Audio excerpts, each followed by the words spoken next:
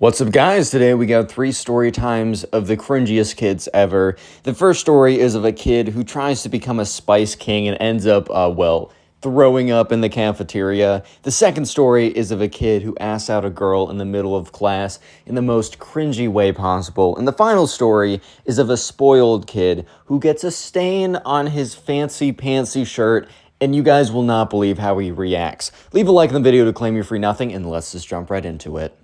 Anyways, we're going to call the subscriber who submitted the first story Ty. So anyways, this all happened on what seemed like a normal day. Ty and his friends were in the cafeteria.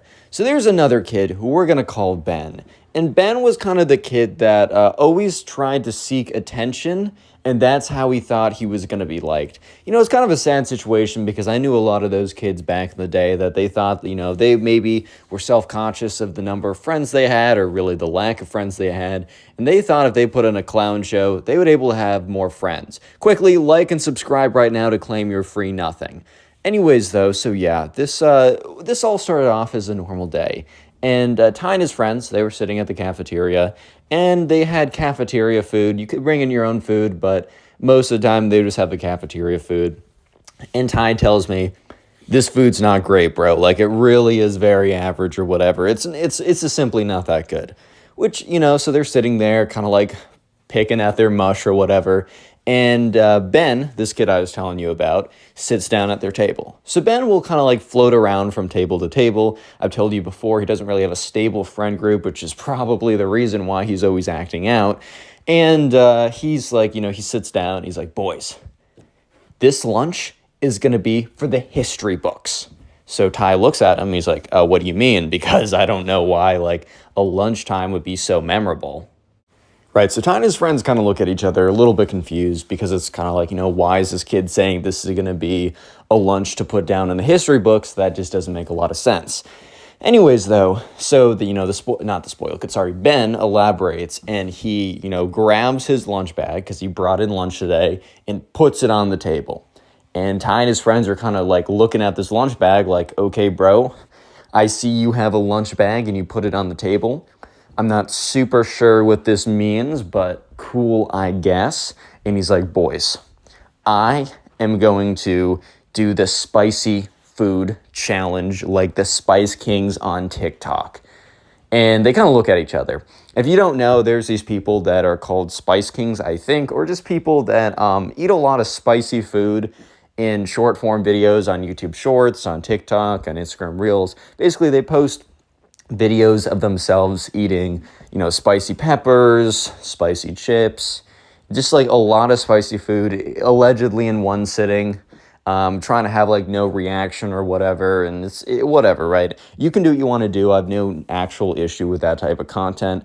However, I think Ben thought it was such a good idea for him to do this to kind of show off to the kids or show off to like Ty and his friends and try and get their approval or whatever, which, I mean, hey, bro, at the end of the day, like, this is not how you, the thing is, you're not going to become friends with people long term because you're able to pull off funny stunts or whatever. You're not going to be able to become friends with people just because, I don't know, like you're going to become friends with people because you spend a lot of quality time with them, you share hobbies, you're a good person to them, you are consistent. That's how you're actually going to become friends with people, not by pulling off stunts like this. Anyways, though, so yeah, sure enough, Ty takes out the stuff out of his bag. And in his bag, there are 3 things. There's a thing of jalapeno peppers. There's a thing of hot, spicy Takis. And then there's the one chip. If you don't know about the one chip challenge, well, let me explain it to you very briefly. Basically, the one chip challenge is this one chip that you can buy, and it's like this one black chip that is ridiculously spicy. There's so many funny videos on the internet of people trying to eat it and just not being able to do it. So anyways, yes, Ben had both the one chip, spicy Takis, and some spicy, probably jalapeno peppers. So at this point, Ty and his friends are like, okay, we don't need this kid like causing a scene, because look, at the end of the day, they're just trying to chill and eat their lunch. The last thing that they need is a big old situation or whatever that, because of proximity, because they are physically nearby, that then they are responsible, right? They're not trying to be responsible for this kid. totally fair, totally understandable. So yeah. Anyways, right, they're kind of like, hey, bro, you really don't need to do that. I'm sure you could, but also, man, we're running low on time. Maybe you want to do that another day. Maybe you want to do that with other people so that we're not responsible.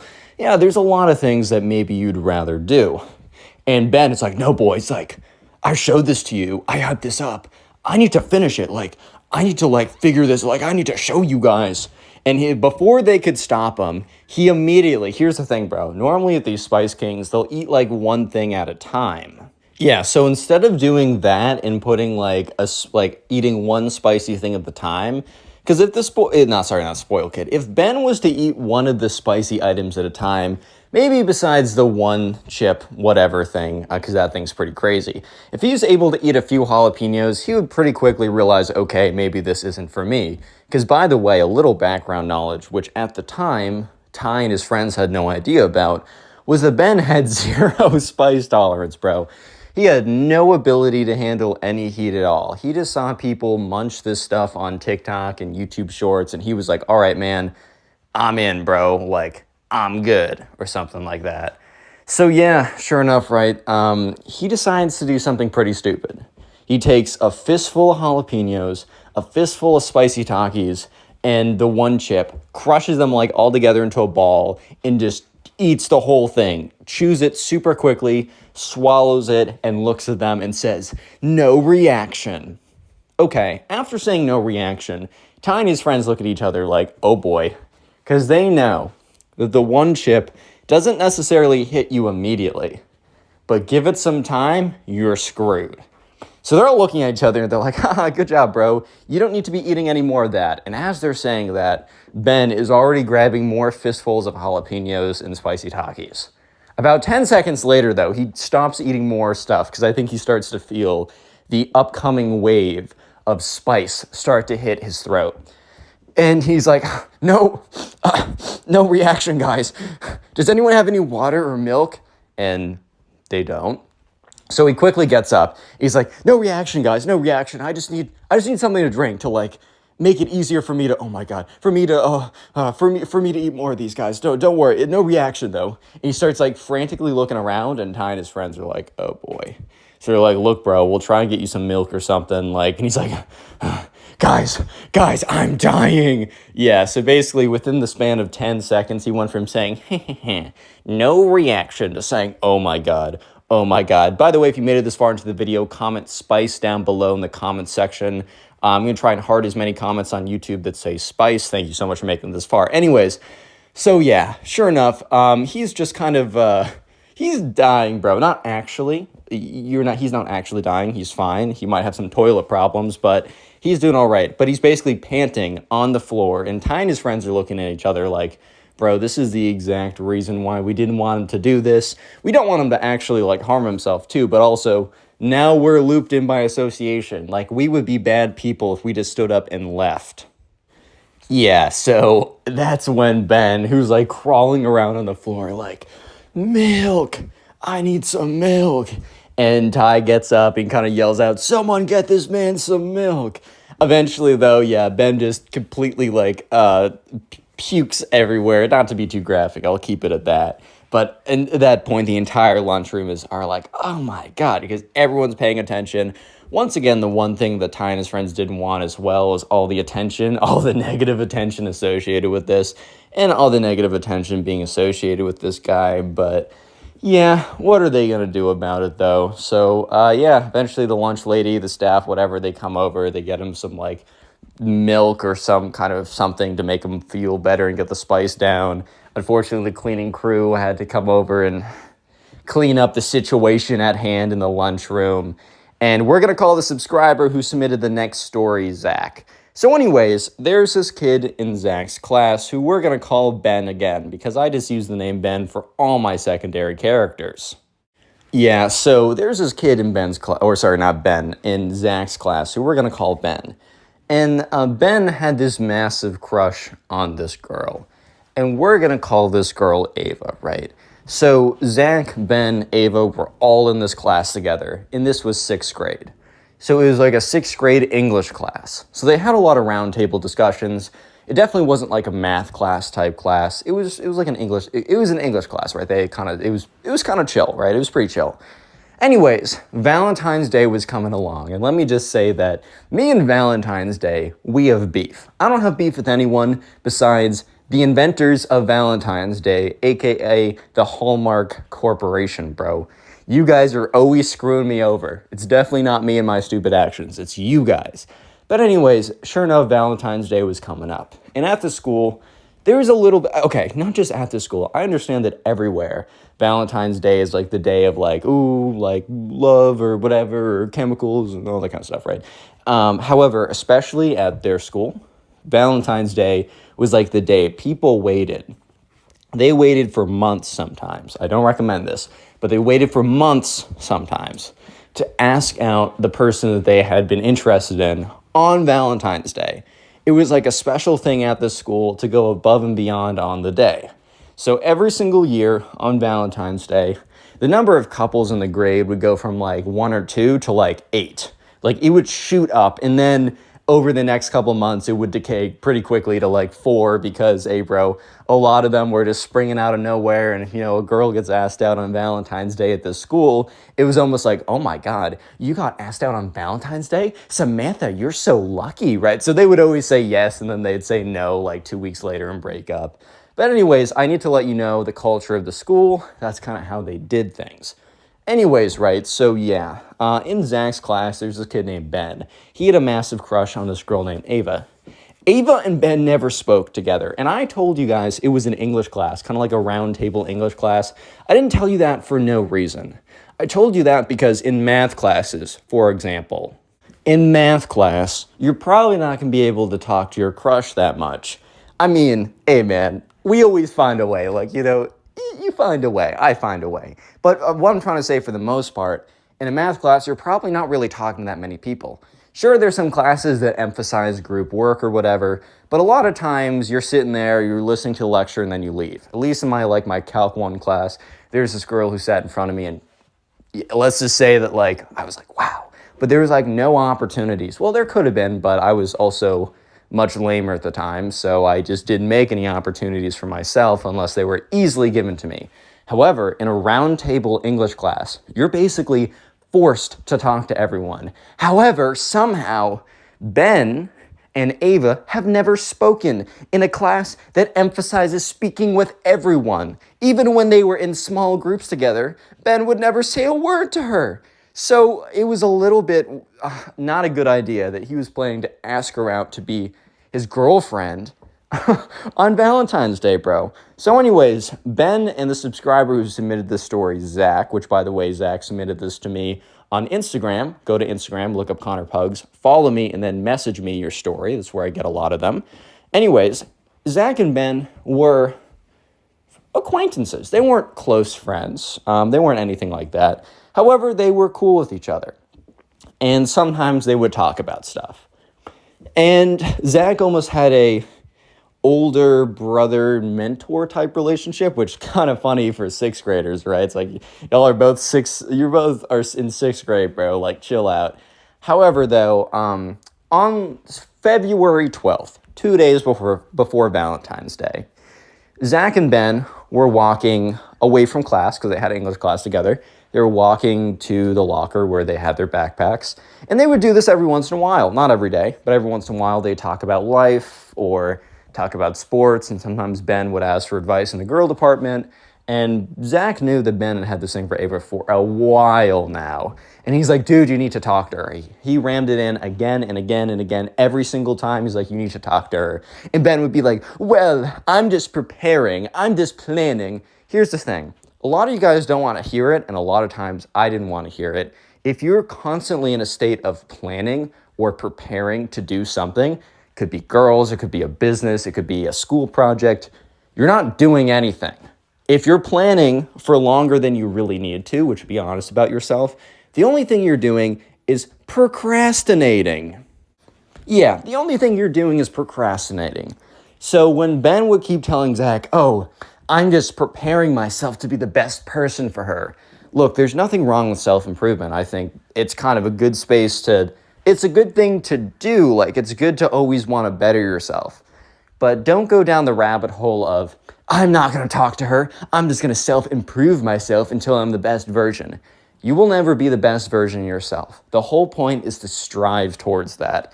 That is the glory. You will never reach it. You are Sisyphus. You are pushing that boulder up forever, and it will keep rolling down, but the point is the pushing up, not getting there.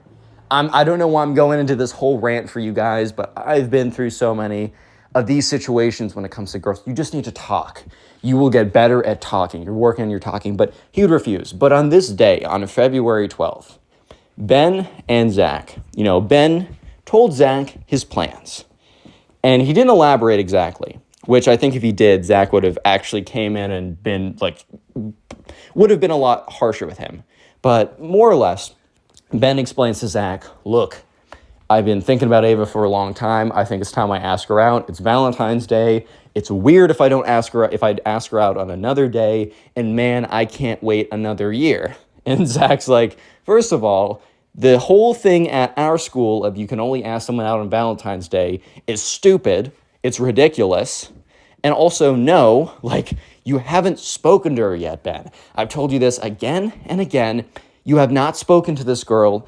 Therefore, I don't know how else to say it. You need to speak to the girl first for at least a while. You don't even know if you like her.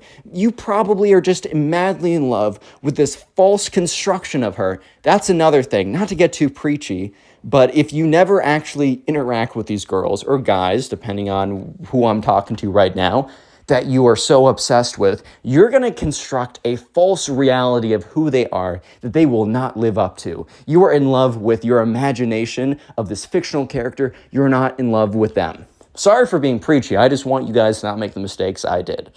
And this is a freaking therapy lesson for you and a little bit for me. Anyways, but Ben does not listen. He's like, Zach, I love you, bro. You've always been there for me. I just need to make the call on this one. So Zach says to Ben before they leave, which Zach says if he knew how Ben was going to act, that he would have acted a lot more strongly here. But he says to Ben, look, bro, you can't do this. You can do what you want to do. I actually can't control your life, believe it or not. But this is a bad idea, and I promise you it's going to end poorly. You're going to be embarrassed, and I just need you to hear it from me that if you do this, I'm not responsible, basically. And Ben's like, you know what, Zach, you always want the best for me. I appreciate you, but I'm doing this. And Zach's like, okay. February 14th, dun, dun, dun, it is Valentine's Day. Everyone walks into school. There's kind of this energy in the air, knowing that a lot of people are going to have really exciting days today. And there's a lot of girls that are very hopeful and a lot of guys maybe that are hopeful on this day that maybe they'll be asked out. And there's a lot of nervous people knowing that they're going to ask someone out and not knowing the answer, even if they kind of have an expectation of the answer. And then there is Ben, who is about to embarrass himself. Anyways, so let's move to English class. They all get to English class, and it's the very beginning. And this is kind of the teacher settling down. And the teacher's chill, teacher's kind of fresh out of college or whatever, or fresh out of grad school. I don't know what you need for teaching English. I really don't know, bro. And so this teacher's chill, and we'll spend 5 minutes at the beginning of class on their phone and be like, guys, this is a warm-up period, which basically means the teacher's not trying to teach for the full 45 minutes and just wants to chill on their phone for 5 minutes. So congratulations, you get to goof around for 5 minutes. So this kind of limbo period in class, they're all sitting there. Ava's sitting with her friends. Zach is kind of sitting in the back. Zach has a little bit of a pit in his stomach because he knows what's about to happen, but he does not know the degree to which what is about to happen is about to happen. So yeah, sure enough, Zach watches as Ben gets up, walks over to Ava's desk. He is hoping, he's praying, he thinks that it's going to be short, brutal, and quickly done. A nice execution in quotations, right? Quick, done, not horse-drawn and carriaged or whatever that's called. Very quick and easy. No, he sits down, he's sad, and then he realizes he's an idiot for what he was doing. But no. Ben gets down on one knee and screams, "Attention, class! Attention!" And Zach's like, no, My son! No! So everyone stops what they're talking about, including the teacher, to look at what's going on. Ben, not Zach. Zach would never do this. Ben is on one knee, and he's like, Ava, you mean the world to me, and I wanted you to know that. But I not only wanted you to know that through my words, I wanted you to know that through my song. Ben can't sing, by the way, so this reenactment is probably accurate. Ooh, yeah, Ava. Basically at that level. So he he takes a pencil as a fake microphone, gets up and starts walking around like it's a music video, and he's like, whoa, whoa, yeah, Ava, aww. Bro actually has the freestyling ability of some of these random. Bro has no freestyling ability.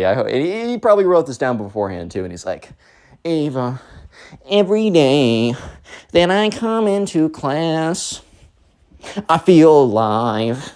Yeah, Ava. And she's just sitting there like, oh my God, because she did not expect this today. She probably was talking to some other guy who maybe even already asked her out, right? But at the end of the day, she was not expecting this. Yeah, so this goes on for a couple seconds. And that's when, thankfully, this wasn't like a 5-minute long song. This wasn't Mirrors by Justin Timberlake full edition. Good song, by the way, but oh my God, it's 9 minutes or something. Anyways, he eventually is like, so Ava, what will you say? Will you be my girlfriend? And the whole class goes silent. And Ava's like, Ben, I'm sorry, I just don't know you. And Ben's like, well, I'm giving you an opportunity to know me very well. Dude, if she says no the first time, don't look for a yes. You're not going to get a yes. If you trick her or convince her in some other way, you shame her into saying yes, bro, if she doesn't want to say yes the first time, tricking her, shaming her, coercing her, somehow getting her to say yes, that's not a natural yes, bro. Trust me, that's not what you want, guys. Come on now. Anyways, though, so she's just like, I'm sorry, bro. I'm sorry, Ben. She didn't say bro. Sorry, bro. I can't do it. No, she's like, I'm sorry, dude. Oh, I'm sorry, Ben. I don't know you like that. I can't. So Ben is like, oh, okay. And he walks back. But Ben doesn't sit next in his old seat. He sits down in the empty seat next to Zach. And they sit there in silence for a little bit as the teacher starts the class a little bit earlier than usual because of, what's going on right now. And she starts the class sooner than usual because she doesn't like the awkward period of silence. And by the end of it, Zach and Ben walked out. And they walk together, but they walk in silence for a second. And that's when Ben says, you're right. And Zach says, don't worry about it, bro.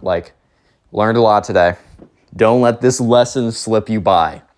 And after that, they start talking about frickin' Spider-Man or sports, or they immediately jump over the topic because Zach knew that he didn't need to explain anything that Ben didn't learn. As terrible as that was, traumatic events in that regard are sometimes the best teachers.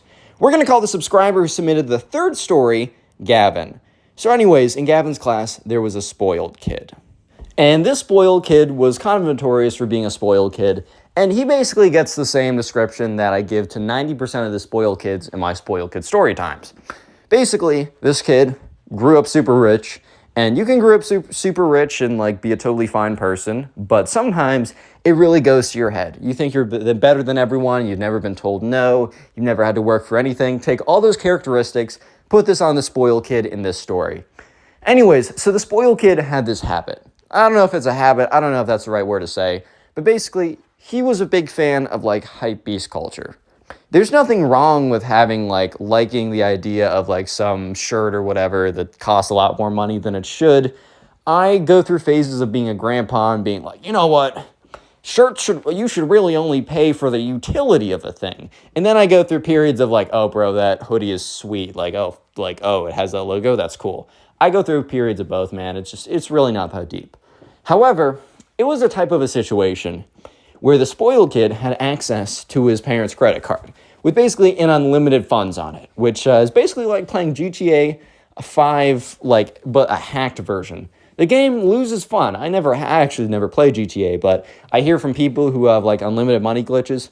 Bro, it's just not fun after a while. The whole point of the game was to get the money. And now that now that you have it all, it loses its value. Anyways, though, so yeah, sure enough, every single day, the spoiled kid would come in with some crazy outfit, right? He was a big fan of flexing. There's nothing wrong. Flexing is very questionable. Having a few nice things, there's nothing that inherently wrong. I mean, I fall for some stuff like that. I'm not going to say I'm perfect, right? But also, like, the spoiled kid literally every single day had some freaking Supreme, Gucci, Louis Vuitton, some kind of crazy combination of stuff every single day. And every single day was basically new because the spoiled kid at the end of the week would buy a whole new wardrobe just to flex on everyone. And he didn't do so in silence, by the way. The spoiled kid was extremely vocal about what he was wearing that day. Let me give you an example. Okay, so random day. Spoiled kid would walk into class. Everyone would look at him because he'd have some new Louis Vuitton shirt, frickin' Bape shoes, crazy whatever pants. He would have some kind of combination. And if that's your style, okay, whatever. But basically, the spoiled kid would sit down and he would turn to some random kid. It would actually normally be a different kid like every single time. It's funny. But he would turn to some random kid and he'd be like, "Do you know how much these shoes cost?" And the kid would be like, no. He's like, $400. And he turned to another kid. "Do you know how much this shirt costs?" Oh, $300. And he would just keep doing this every single day. So it wasn't as if he was just flexing, which is to some degree questionable in general, right? Especially when you go crazy, right? But he was like blatantly flexing. Like he wasn't just wearing items of clothes with high values, and it's like, oh, there's a high value implied with this clothing. Ooh, whatever, right? He was blatantly stating it, which is just kind of like, oh, okay, man. So this story, a lot of background, and I know, but it's necessary. This story all starts one day when the spoiled kid, the worst possible thing ever happens to the spoiled kid, and he has a crazy tantrum meltdown, and it's hilarious, but also pretty cringe. So on this day, the spoiled kid was wearing some like Louis Vuitton shirt or something. And he comes in and he's doing his normal routine or whatever of blah, blah, blah, this, blah, blah, blah, that. And some kid is walking in that day and he's a little late because the spoiled kid's always a little late. And he's walking by the spoiled kid kind of in a rush to get back there because he's already late. So he's trying to sit down quickly. And the spoiled kid is leaning over to one side to be like, "Do you know how much my this Gucci brick I have? Oh, it's $1 trillion. You can afford that." Then he leans over to talk to the person to the left of him. This kid is literally Eric Cartman, by the way. If Cartman had a lot of money, right? He leans over to the left of him. And when he leans over to the left of him, the spoiled kid doesn't realize that the other kid who's late is kind of rushing down the aisle. And the kid who's rushing down the aisle has a thermos full of soup because he wasn't able to eat breakfast that morning. And the spoiled kid bumps into the kid. And because he bumps into the kid kind of falls back a little bit. And a little bit of soup, not even the whole thing, a little bit of soup flies out of the kid's thermos and onto the spoiled kid's Louis Vuitton white shirt. So there's a big soup stain on his super expensive shirt that he was just about to lean over to the person next to him to explain how expensive it was. So, the kid is like, "Oh, bro, I'm so sorry." And he keeps walking by. And the spoiled kid's like, "How dare you? How dare you spill soup? Do you know how much this shirt costs? Do you know how much this shirt costs?" And the spoiled kid, gets up. And he's, screaming at this kid. And the teacher's like, "Spoiled kid, sit down." And the spoiled kid turns around and screams like, "He spilled soup on my $300 shirt. Do you know how much this shirt costs?" And the teacher, I think the spoiled kid was expecting the teacher to be on his side. But I think the teacher had overheard the spoiled kid every single day and was also very aware of the spoiled kid's parents' financial situation and also very aware of that he had access to it because of the rotation of clothes that the spoiled kid had. Every single day, it was something new. So the teacher said, "You know what? Maybe you shouldn't wear a $300 shirt in a class. Maybe you shouldn't do that." And the spoiled kid was so shocked that the teacher didn't fold to his every whim, right? That he's like, my dad is going to sue the school. It's going to sue you, teacher. It's going to sue you. And points to like the kid who's like rushing to get to the seat. And the kid's like, okay, bro, like whatever. Because no one takes him seriously. And the spoiled kid is at the edge of tears and then starts crying in the middle of class. This kid has spent the entire year flexing stuff that other people can't afford and doing it blatantly. And the second that he bumps into someone and gets soup spilled on his shirt, he starts crying. The spoiled kid, in tears, runs out of the classroom. And the subscriber, Gavin, who submitted this, just looks at his friend and is like, are you serious right now? How's it going, everyone? Welcome back to a brand new story. Today we have a story of another spoiled kid who does something absolutely crazy. This is another one of those stories of those spoiled kids who are just so ridiculous that you just can't help but just sit there and think, wow, these people really populate the earth with us. That's freaking crazy, bro. So with that all being said, leave a like in the video to claim your free nothing, and let's just jump right into it. So we're going to call the subscriber who submitted the story Adrian. And so there was a new kid who was moving into the neighborhood, and the new kid's mom reached out to a bunch of other kids' moms in the neighborhood because she was added to a neighborhood Facebook group or something. I don't know what moms do. I also don't know how Facebook works. I don't know much about either. But yeah, so the mom must have reached out to Adrian's mom and said, hey, like, I got a son that's your son's age. Or probably asked, like, if she has a son, how old her son is. And then, oh, my son's your age as well. So they got an invitation over. It was, this was all happening over the summer. I think the plan was that, like, the spoiled kid, or who they didn't know was the spoiled kid, but we're going to call the spoiled kid, right? The spoiled kid just got there, and the spoiled kid's mom is like, well, I want to make sure my son has friends as he goes into school. Obviously, I think all moms want that, right? So anyways, Adrian on one Friday night is driving over with his mom, and they're driving to a part of the neighborhood that they had never been to. I think Adrian would pass by it every once in a while, but it was like one of those gated communities, so you'd look inside the gates and you'd be like, dang, those are some nice houses, I guess. But this time, they were given the access code or whatever. Apparently, in this gated community, they would change the access code every single day. And, like, if you had a guest, you just give them the right access code. And people who had, like, lived there had accounts you could log in. That's unnecessary details, right? So they get the access code. They go to the door. They type it in or whatever. The gate opens up, and they go through. And Adrian is just stunned that houses like the houses he's seeing exist in the neighborhood with him, right? He's like, that's ridiculous. Like, that's crazy. Like, he passes by houses that are 3 to 4 times as expensive as his, and he doesn't have, like, a inexpensive house necessarily. It's just a very normal, very, very kind of standard American middle-class suburbs type house. But he's going through these, like, mini mansion type houses. However, it only gets crazier because the spoiled kid doesn't live here. The spoiled kid lives at the very end of this gated community. And it was almost as if, like, the houses became more and more extravagant the farther you went down. Maybe it wasn't as if. Maybe it just simply was that the houses got more and more extravagant the farther you went down. But anyways, Adrian is like, starts to say stuff to his mom like, wow, I've never seen any place like this. And Adrian's mom was very quick to be like, hey, make sure you don't say anything about it to the spoiled kid. Yeah, apparently, like, his parents do pretty well, but, it's pretty awkward and it's pretty rude to say anything about money right away. Little does Adrian know that the spoiled kid probably needs to learn this lesson himself. But anyways, they eventually make it to the kind of end of the driveway in a sense, and Adrian's mom's like, oh, well, there it is, like 722 Plain Street or whatever. I don't freaking know. I'm not going to actually give an actual address, but yeah, so Adrian is just looking at this house. And it is the most ridiculous thing he's ever seen. It's got like 3-4 stories. It's massive. It has a massive driveway with like a big old car garage.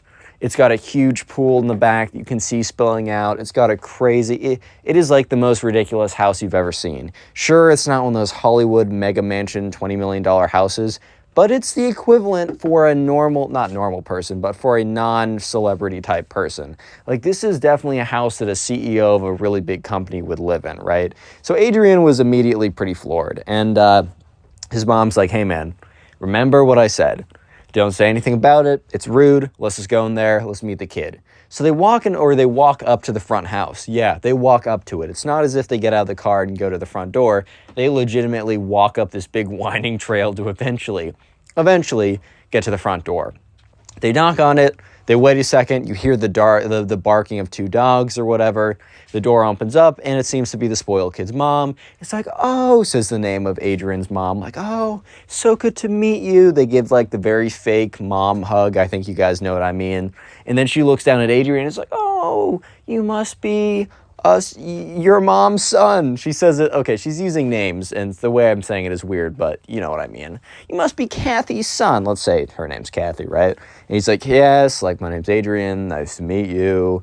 Thanks for having me today. And she's like, oh, thanks for coming. I know, spoiled kid. He's just really nervous about not making friends. So I'm sure he's so excited right now to meet you. She yells up, spoiled kid, your friend is here.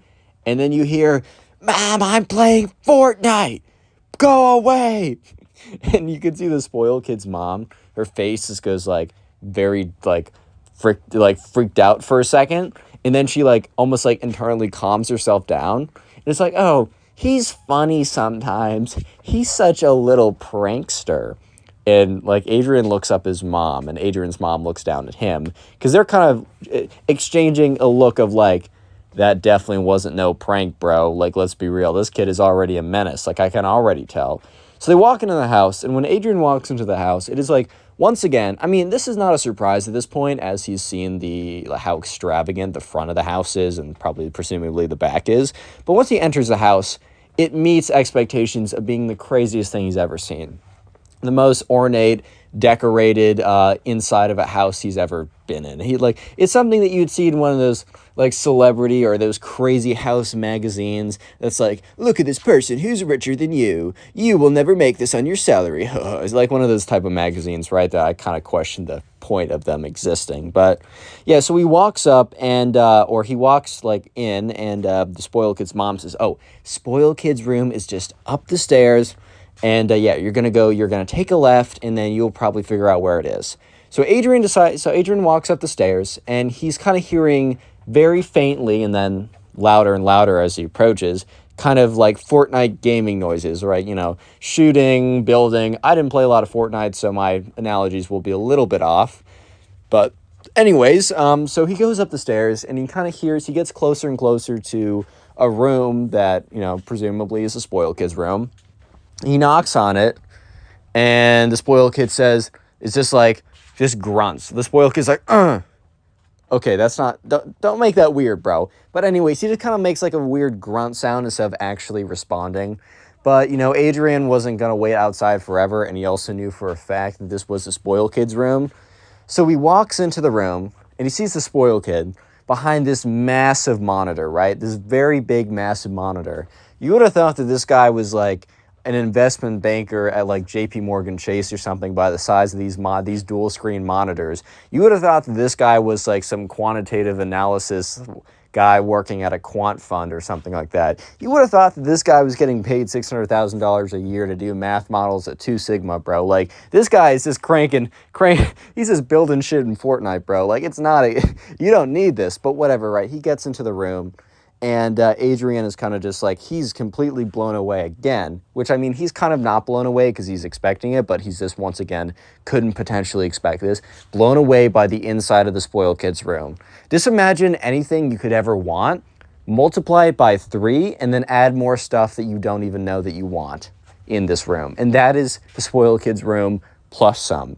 This thing is the most like extravagant, like kids' dream type thing. It has the biggest gaming computer ever, huge monitors, you got the Lego Death Star, you got a huge rack of shoes or whatever, you got a big closet that's like very clearly very big, you got everything. You got the coolest light setup, you got, I don't know, charging port for his phone, iPad, literally everything possible.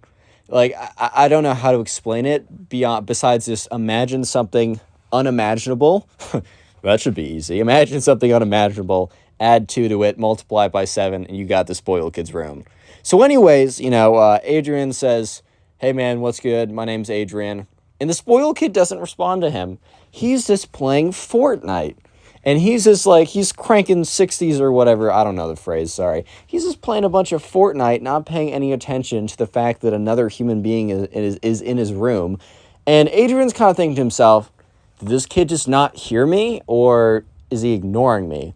And Adrian just kind of like thinks about it for a second and says, okay, this kid definitely heard me. Because it's not like he had headphones in because the noise was super loud, like everyone could hear it. And like Adrian said it loud enough that the kid definitely heard. So Adrian just sits there, or stands there, I should say, awkwardly for 5 whole minutes. And that's not like an exaggeration or saying like, oh, I stood there for 5 minutes. Legitimately 5 whole minutes of this kid just playing Fortnite. And eventually he loses. He takes his fist, boom, slams on his desk. He's like, you're hacking. And just like turns around, is like, oh, hi there. Like, oh, sorry, I forgot you're here. What's good? My name's Spoiled Kid. Says his actual name, but my name's Spoiled Kid. What's your name? Brett? Adrian's like, no, it's Ed. He's like, okay, whatever. What's good, bro? Like, what do you like to do? And Adrian's just like, oh, I'm not Brett, but whatever. He's like, I don't know, I like to go hiking. I like the outdoors. I like, spending time with my dog. I play basketball. And the spoiled kid's like, okay, cool, whatever. I play golf, Fortnite, and I like driving fast cars. Next. Adrian's like, dude, you're like 14. How do you drive fast cars? He's like, when your dad has a little bit of authority, you can kind of do what you want and not worry about it. And Adrian immediately is like, oh my God, I definitely am not going to like this kid. And he's like, oh, also another thing, huge fan of shoes, big shoe guy. And Adrian's like, oh, cool. Adrian to himself is like, all right, I definitely need to just come up with a conversation. Like, I just need to come up with something. And he's like, okay, what kind of shoes do you like? And the spoiled kid, like, gets off his chair, walks up to Adrian, looks down at Adrian's shoes, and is like, well, first of all, not those. Adrian's got, like, a standard pair of Nikes. Like, what? The very solid shoes, very whatever shoes. Spoiled kid's like, yeah, definitely not those, bro. Like, what? Dude, what? You get this from, like, bottom of the dumpster or something? And Adrian's like, what? I've had these for, like, a year. Of course they're not going to be great. But he's like, aha, very funny, dude. Ha, you're so funny. Ha, ha, ha. Adrian immediately knew that him and this kid were not going to get along. But the thing is, he can't just go down and tell his mom, hey, this kid sucks. Sorry, Miss Spoiled Kid. Your son's the worst. We're leaving, right? Can't do that. It's bad etiquette, apparently. Not that the spoiled kid is having great etiquette either, but, Adrian's like, all right, I just got to power through this. Hopefully dinner's sick, and then we'll just dip out of here, and then I will never talk to him again. Cool, whatever. So they have a conversation, or I should say Adrian is being talked to.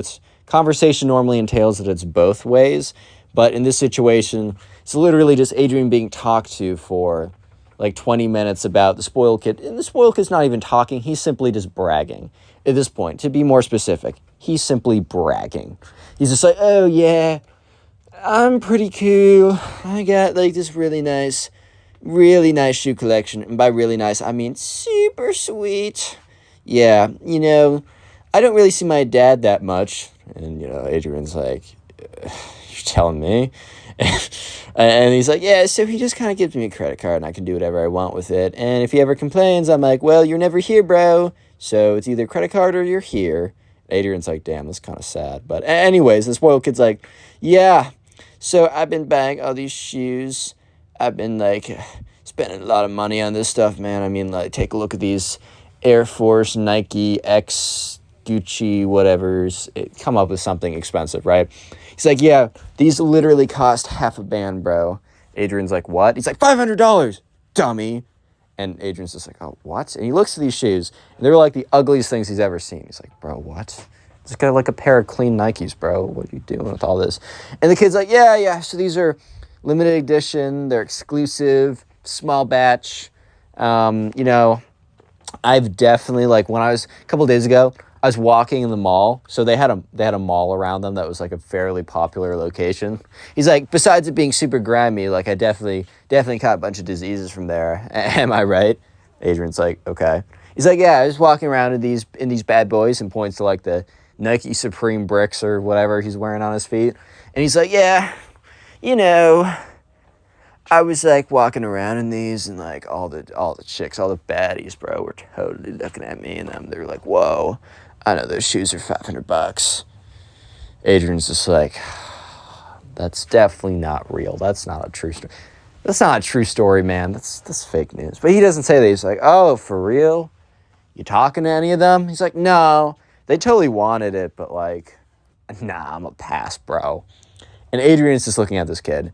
In his head, he's like, this might be the worst kid ever. Like, I thought he's going to suck, but this is just whole new levels, right? I guess this is, you know, just whole new levels of just sucking. Wow. Okay, cool. Noted. Good to know. I will make sure to tell all my friends how I really feel about you. Anyways, yeah, so the spoiled kid goes on to talk about, you know, shows off some other stuff in his room. He's like, oh, I got something to show you. And Adrian's like, yes. He's like, come with me. So they walk down the stairs, and they pass by the spoiled kid's mom and Adrian's mom sitting there. And Adrian's mom looks like she's having a decent time talking to the spoiled kid's mom. Like, they're just talking about mom stuff, like, the weather is nice today. I don't know what moms talk about, bro. I don't know. But anyways, they walk down, and Adrian's mom looks over and kind of gives the spoiled kid's mom looks over and gives the spoiled kid a thumbs up. The spoiled kid's like, shut up, mom. And they, they keep walking. They go out the door, and the spoiled kid is taking them around back.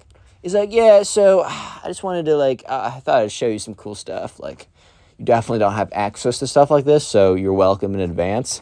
Adrian's like, don't punch this kid in the face, bro. Hold it together. Don't drop kick him in the nuts. Just deep breaths. Zen meditation or something my mom was telling me. Just hold it together, man. Hold it together. He's like, yeah, so if you want to take a little look over here, and he like, goes over to the garage. Goes over, like, types in a pin code or whatever. He's like, you didn't see my code, right? Adrian's like, no. And the spoiled kid's like, you're totally lying. Like, I know you're definitely going to try and lift one of these cars, but don't even try it, bro. Like, they have trackers on all of them, and we will come and get it. Adrian's like, I wasn't going to lift your car. What? Like, what are you talking about? He's like, whatever, man. Anyways, so I know this is a big opportunity for you, because you probably will never, ever have access to, like, look at these, let alone, like, even get near one ever again. Adrian's like, okay. Word, bro. Cool. And this, well, it's like, yeah. So you take a look over here. This is my dad's Aston Martin. Got a Mercedes C-Class. Got a, this one's not bad. This is a little sports car over here. It's not too bad. He says the name like Ferrari, Bugatti. The cheaper one of the two, they're both like super expensive, but you know what I mean. Like, not I think one of them's like crazy, and one of them's like crazy. So he's like, yeah, and there's like some other stuff, but like, you maybe want to sit in one of these cars, and I can take a photo of you in it, so you, for like a second, you can be like, oh man, look at me, guys, I'm in this car, even though it's like totally not your car, and you totally will never have one, but if you want to take the photo, I will give you the opportunity, because I'm just nice like that. And Adrian is just like, oh my god, this kid's the freaking worst. Yes, you guys might be thinking this kid's pretty bad. Well, let me just say that he goes full mask off. He gets super blatant. And he actually, believe it or not, gets worse. Just literally give it a second, dude. Real quick. God, my voice is broke. Sorry. Real quick, if you made it this far into the video, comment spoiled down below. I know, it's the same word almost every time. But one of these times, I'm going to change it. And you sneaky, you, I'm looking at you, being all sneaky or whatever, you're going to comment spoiled, and 5 minutes into the video, and it's going to be like potato, and then you're going to look like an idiot. So always watch till this part of the video. I'll try to heart as many comments as I can to say spoiled, as I appreciate you guys making it this far into the video. Spotify down below, full-length videos are in there.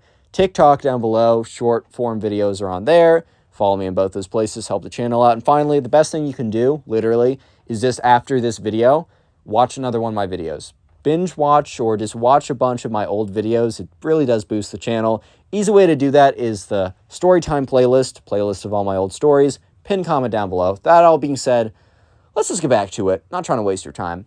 So anyways, right, the spoiled kid. Yes, the spoiled kid. You might be thinking, well, this can't be much worse. Like, this kid sucks.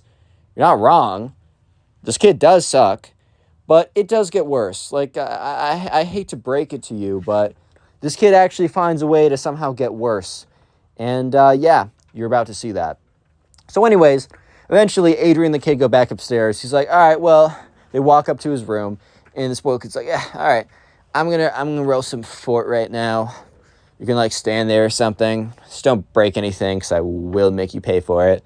Which is like, bro, what? Yeah, so this guy's just standing in his room as the spoiled kid watches him. And, yeah, he's just kind of, like, standing there watching the kid play Fortnite. And that's when the spoiled kid's mom, yells down saying, boys, dinner time, or whatever, they're saying, whatever, right? And the spoiled kid's like, Mom, I'm playing Fortnite. Like, just completely taking it out on her for no good reason. And, Adrian's just standing there so awkwardly. Because it's like, yeah, my mom and I have gotten into disagreements before, but I'd never take it out. Like, I'd never do something like that. And I 100% agree with Adrian. Like, that's ridiculous. Can't be yelling at your mom like that. I really don't care what it's about, bro. Even if she's doing something a little messed up, you gotta sit down, say it politely, say it nicely. You gotta, come on. There's no other way, man. Anyways, though, so Adrian's just standing there really awkwardly because he's like, man, I'd never disrespect my mother like that. If you have to learn one thing from the ConnorPugs YouTube channel, just be nice to your parents, right?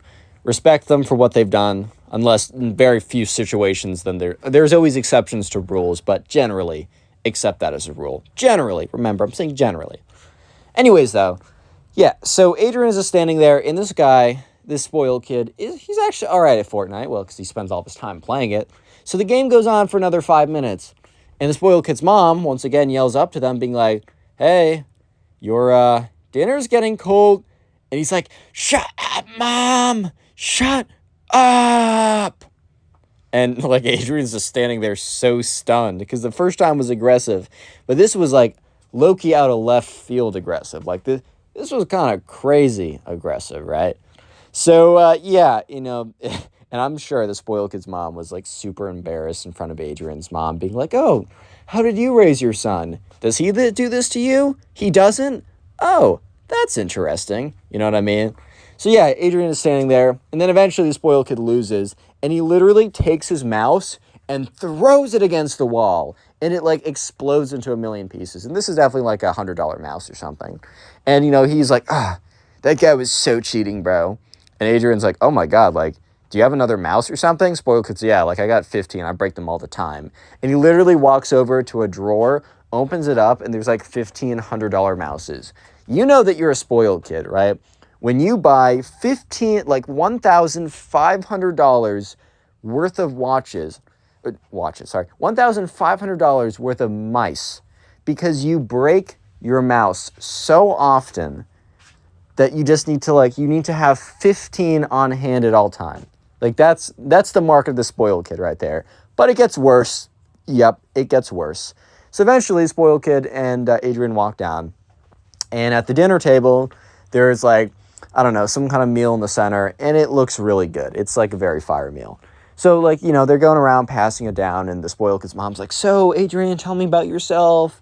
Whatever, right? Adrian's like, yeah, my name's Adrian. I like, going outside, playing time with my dog, basketball. She's like, oh, spoiled kid used to do basketball in second grade with his little buddies. And the spoiled kid's like, yeah, I don't do it anymore because it's, so stupid or whatever. I'd rather play Fortnite in cars. And he's, literally on his phone the whole time, by the way. So for the next duration of this kind of, conversation, spoiled kid's on his phone. He's not paying any attention, or he's paying at least half attention, right? So, yeah, sure enough, eventually the spoiled kid's mom's like, so, tell me a little bit about your school.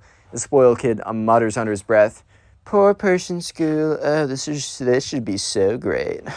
Whatever. And, everyone heard it. He didn't mutter it under his breath in a way that people didn't hear it. He muttered it under his breath in a way that everyone heard it. So, spoiled kid's mom, her face just goes, drops again. Just, oh, my God. And, Adrian's mom was kind of a little shocked because besides The first thing she ever heard the spoiled kid say that was pretty crazy was yelling at his mom, you know. And this, she's like, okay. Adrian is like kind of trying to take this comment in stride, right? It's like, yeah, it's cool. A lot of good people there. You know, teachers are fine. You know, school is nice enough. And the spoiled kid's like, bet the school sucks and it's ugly.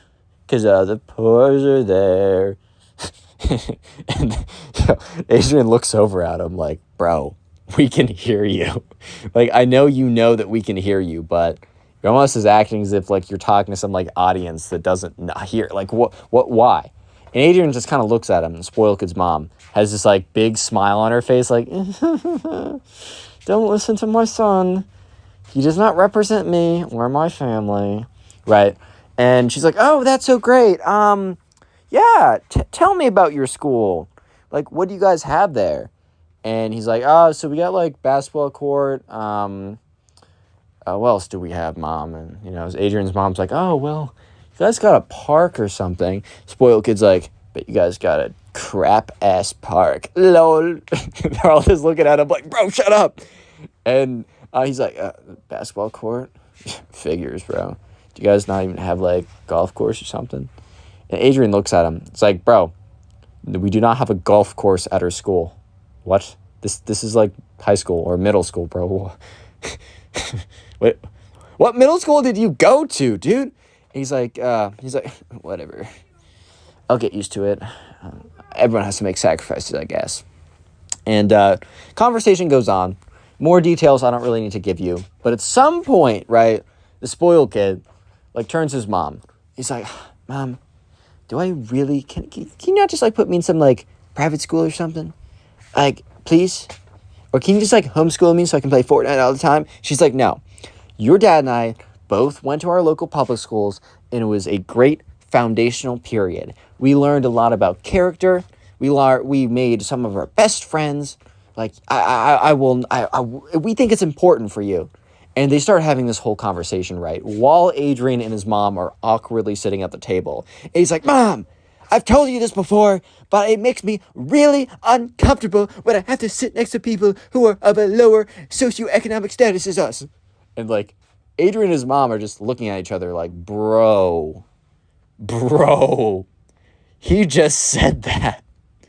Dude just went full mask off. Yo.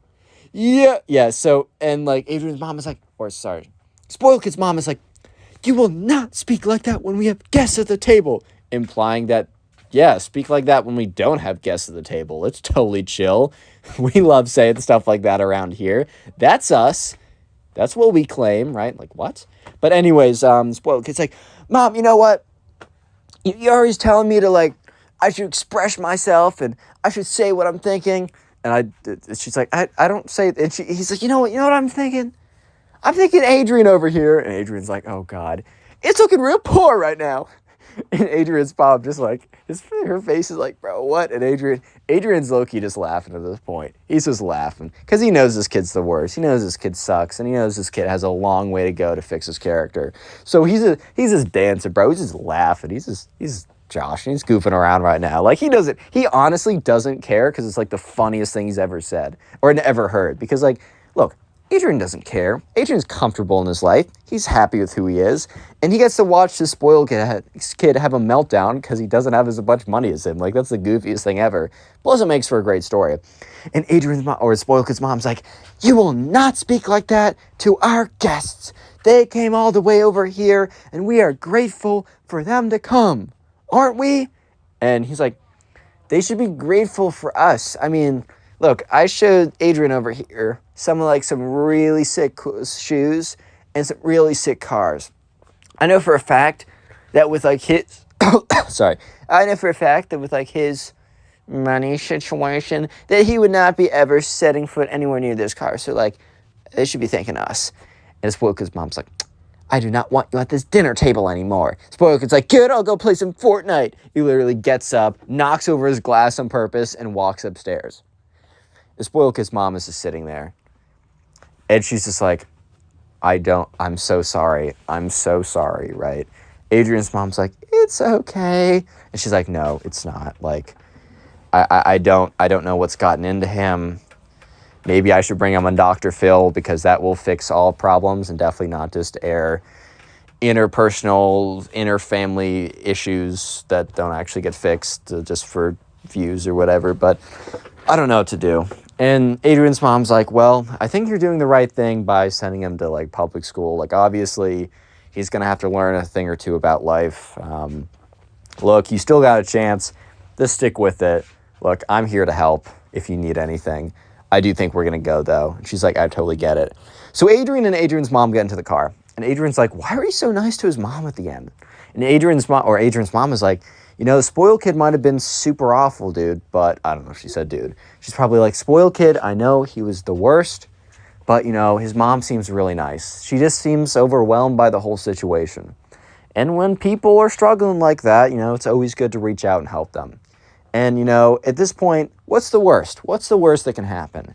Either the worst has happened and nothing changes. The best that happens is I can actually give some guidance and the spoiled kid's mom can fix his character because it's definitely not so great right now.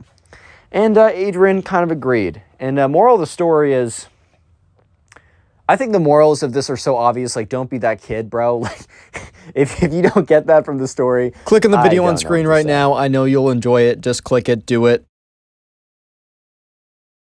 Look, in my opinion, it's never okay to shame someone for something that they can't control. However, it seems like nowadays, if a guy is under 6'11", they can be shamed and called ugly for something that they genuinely cannot control. In today's story time, this Gen Z girl calls every kid in her class who is under 6 feet ugly and worthless. It's absolutely crazy, so sit back, relax, and let's jump right into the story. So we're going to call the subscriber who submitted this story Billy. So anyways, in Billy's class, there was this Gen Z girl. This Gen Z girl spent all of her time on Twitter, as the Gen Z girls do. And by the way, when I say Gen Z girl, I use that as like, I don't know, a saying, and I don't mean literally anyone in Gen Z, because I'm technically in Gen Z. It's kind of just a saying for people who spend way too much time on Twitter and TikTok and cancel bread and all this wonderful stuff, right? So she spends way too much time on TikTok and Twitter and has come to the belief that all women are queens, all men are terrible, and if a man is under 6 feet tall, that he is not worth her time. By the way, dude, they're all in 8th grade. Billy's in 8th grade. She's in 8th grade. A lot of guys haven't even hit their growth spurts. Let me admit something to you guys. I am 5'10 to 5'11 on a good day. I am not 6 feet tall, and I will never be. I am basically done growing in that direction, dude. So, yeah, even like most kids will not be 6 feet statistically. And in Billy's class, there was one kid alone who's like 6 feet, but barely 6 feet. And he was like the star basketball player or whatever. Every other kid in Billy's class was under 6 feet tall because, bro, they're in 8th grade. Like, even the ones that are going to be 6 feet tall are just not 6 feet tall yet. I don't know why this is so difficult for people to understand. But one day in class, the Gen Z girl was like going around, we're like sat with a bunch of like other girlfriends, and Billy was overhearing a conversation that they were having. This conversation went about as follows. So this is the Gen Z girl. Girls, I want to let you know that you should never ever talk to a guy who's under 6 feet. They're trash, they're worthless, and we are queens and better. And all the other girls are like, yes, like, you're so right. Preach, clap, clap, clap, snap, whatever. I don't even know, dude. And, Billy overhears this, and Billy's sitting at like 5'4", but remember, Billy's in 8th grade.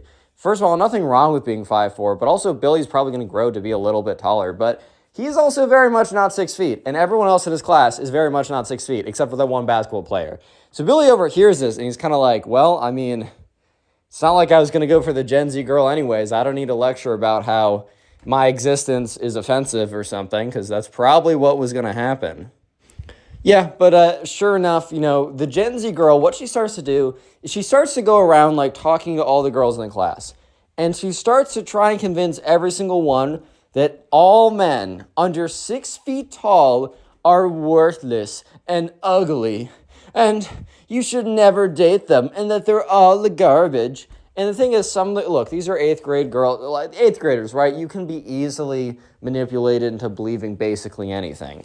But there were a handful of girls who were like, what? Like, first of all, no. There's more characteristics. Like, I do care about height. I don't necessarily, like, the girls would be like, a lot of them would be like, some of them would be like, I don't care. Some of them would be like, I don't know, I prefer a guy to be taller than me. But 6 feet, like, I'm 5'0" myself. Like, why would I care, dude?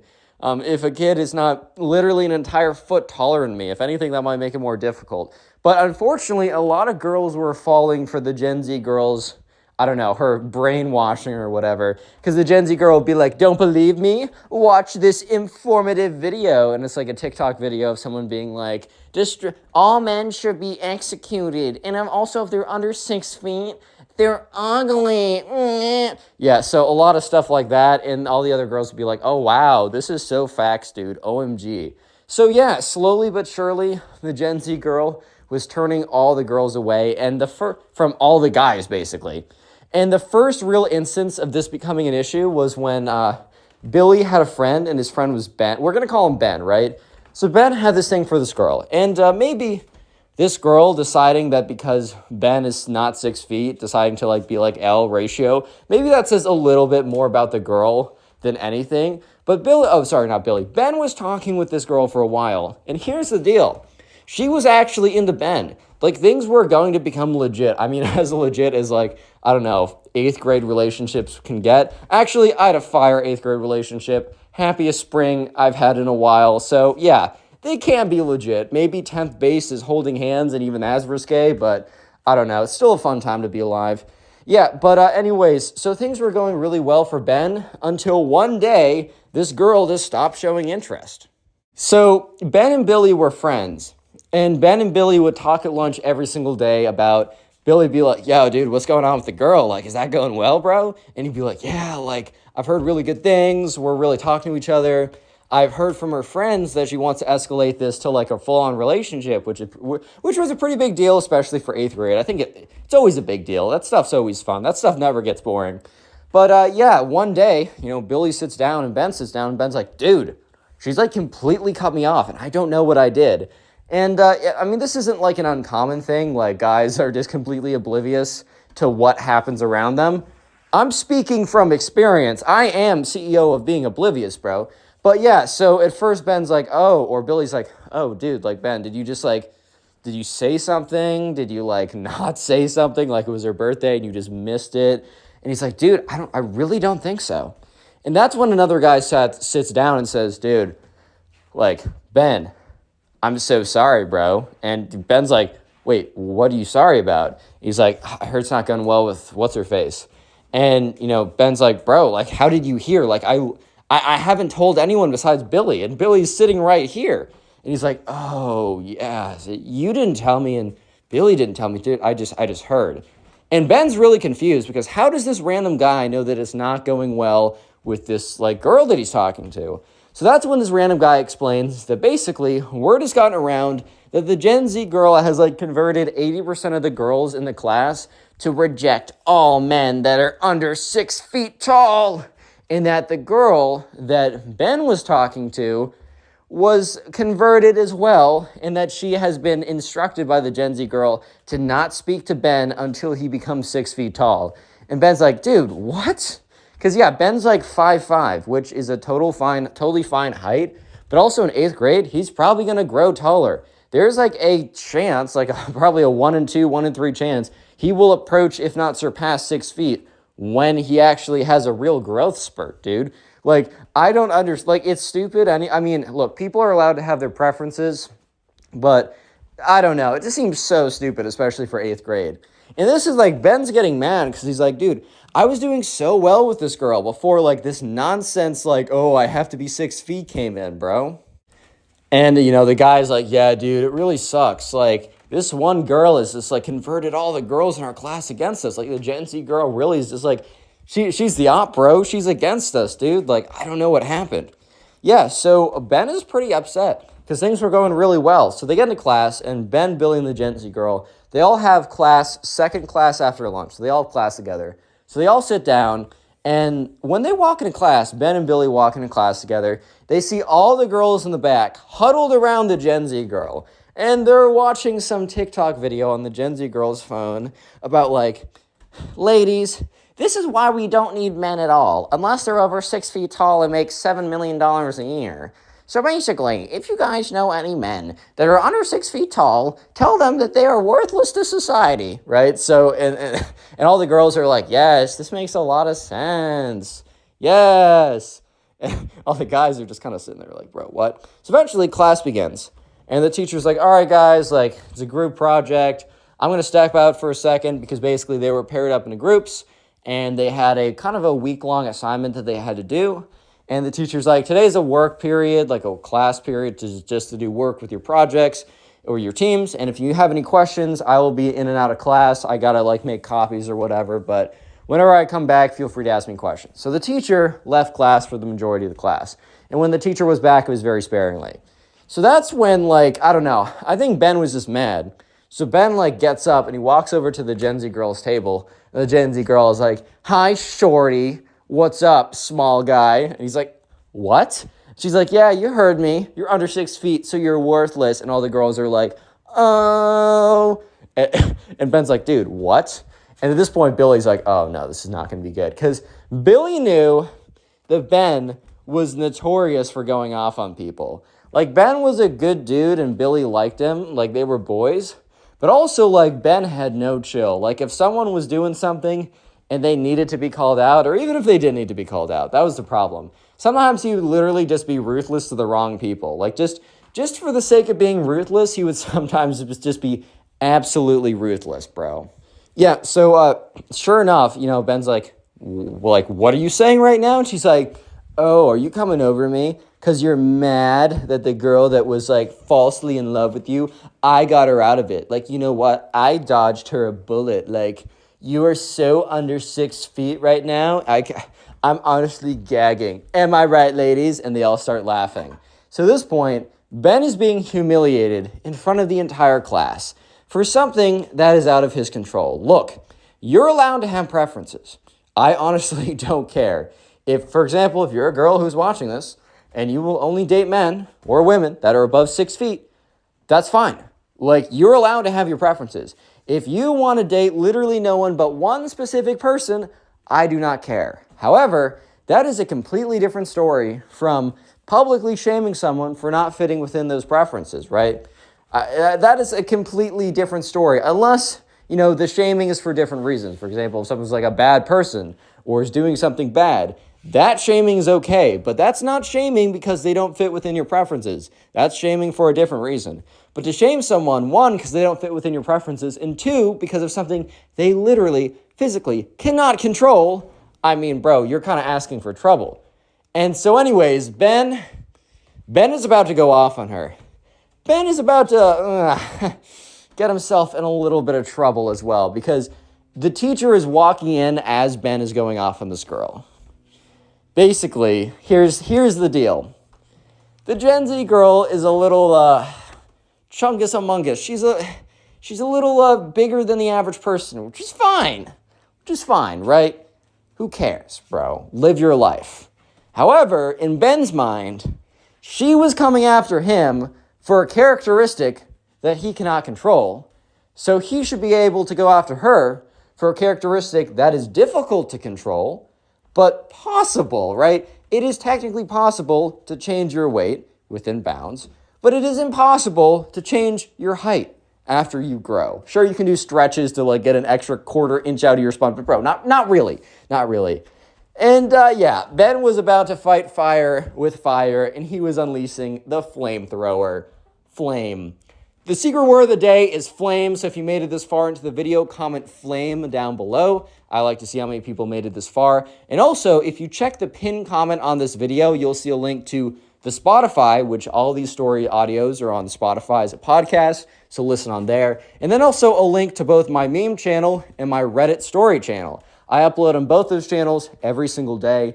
Please go ahead and subscribe. I'm starting both of those from a very low number, so you guys watching means even more on those channels, and I genuinely think you'll enjoy the content. Anyways, let's get back to it. So Ben is about to go off on the Gen Z girl as the teacher's walking back in. So pretty tough timing. So as the Gen Z girl, right, is like sitting there calling him short and how he's such a shorty, and the reason why the girl doesn't like him anymore is because I convinced her that you're worthless because you're short. And as the teacher's walking in, Ben is like, I'm not going to take crap from a literal beluga whale like you. And the whole class goes silent. Disclaimer, don't make fun of people's appearances, whether that be for your weight or your height or other reasons. I'm just telling the story. So the entire class goes silent, and the Gen Z girl is so mad. She's like, I'm not taking disrespect from someone short like you. And literally like runs out of the class. And Ben's like, what'd I do? And the teacher was like, Ben, you are not allowed to speak like to your fellow classmates with such disrespect like that. Go to the principal's office. And that's when, Billy speaks up and says, yeah, like Mr. Teacher, right? Ben messed up, but, he was called like short. Like she was like making fun of him for being short, saying that he was like unlovable and worthless. And the teacher's like, I don't care, whatever. Like that literally doesn't matter. Like Ben, go to the front office now. So now I'm going to tell a bit of the story from Ben's POV, his perspective. So Ben is walking to the front office, and he's walking in steaming, and he's very upset because he heard the teacher say, it doesn't matter that you were called short and worthless.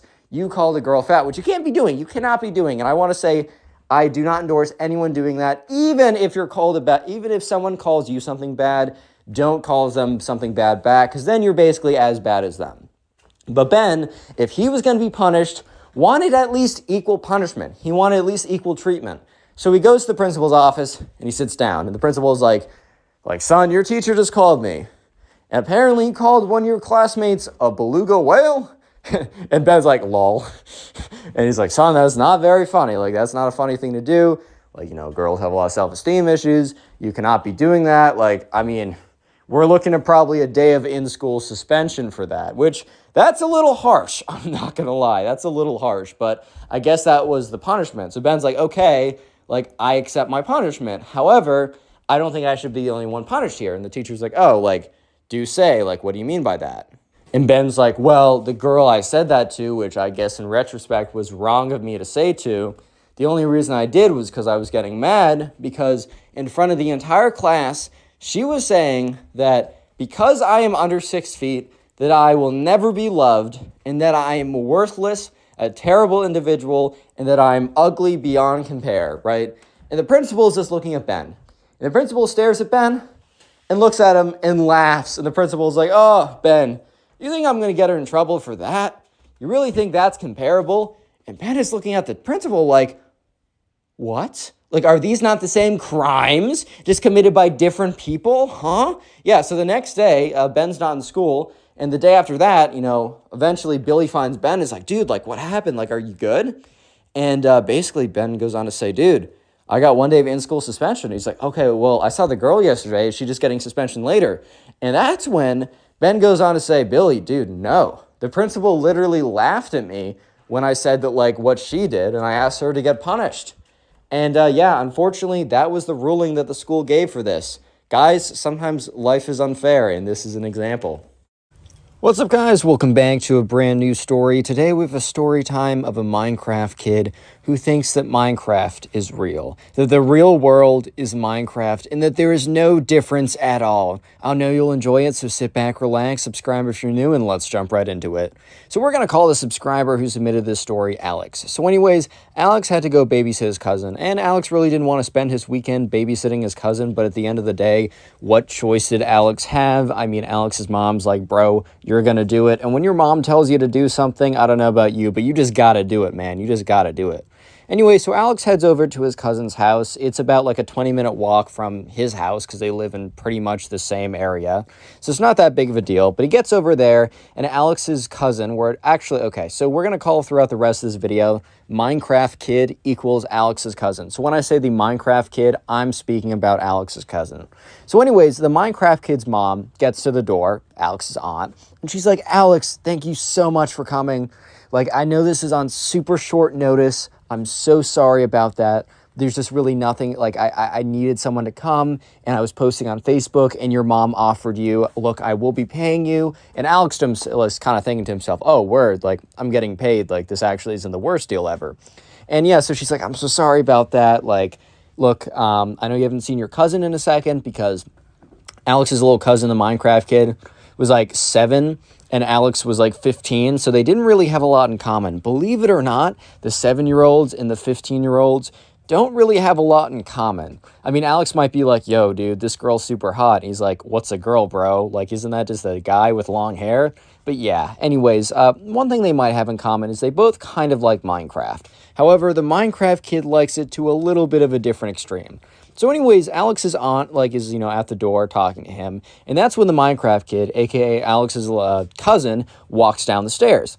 And Alex's aunt turns around and says, oh, perfect, Minecraft kid, says his name. But Minecraft kid, like, you remember your cousin, right?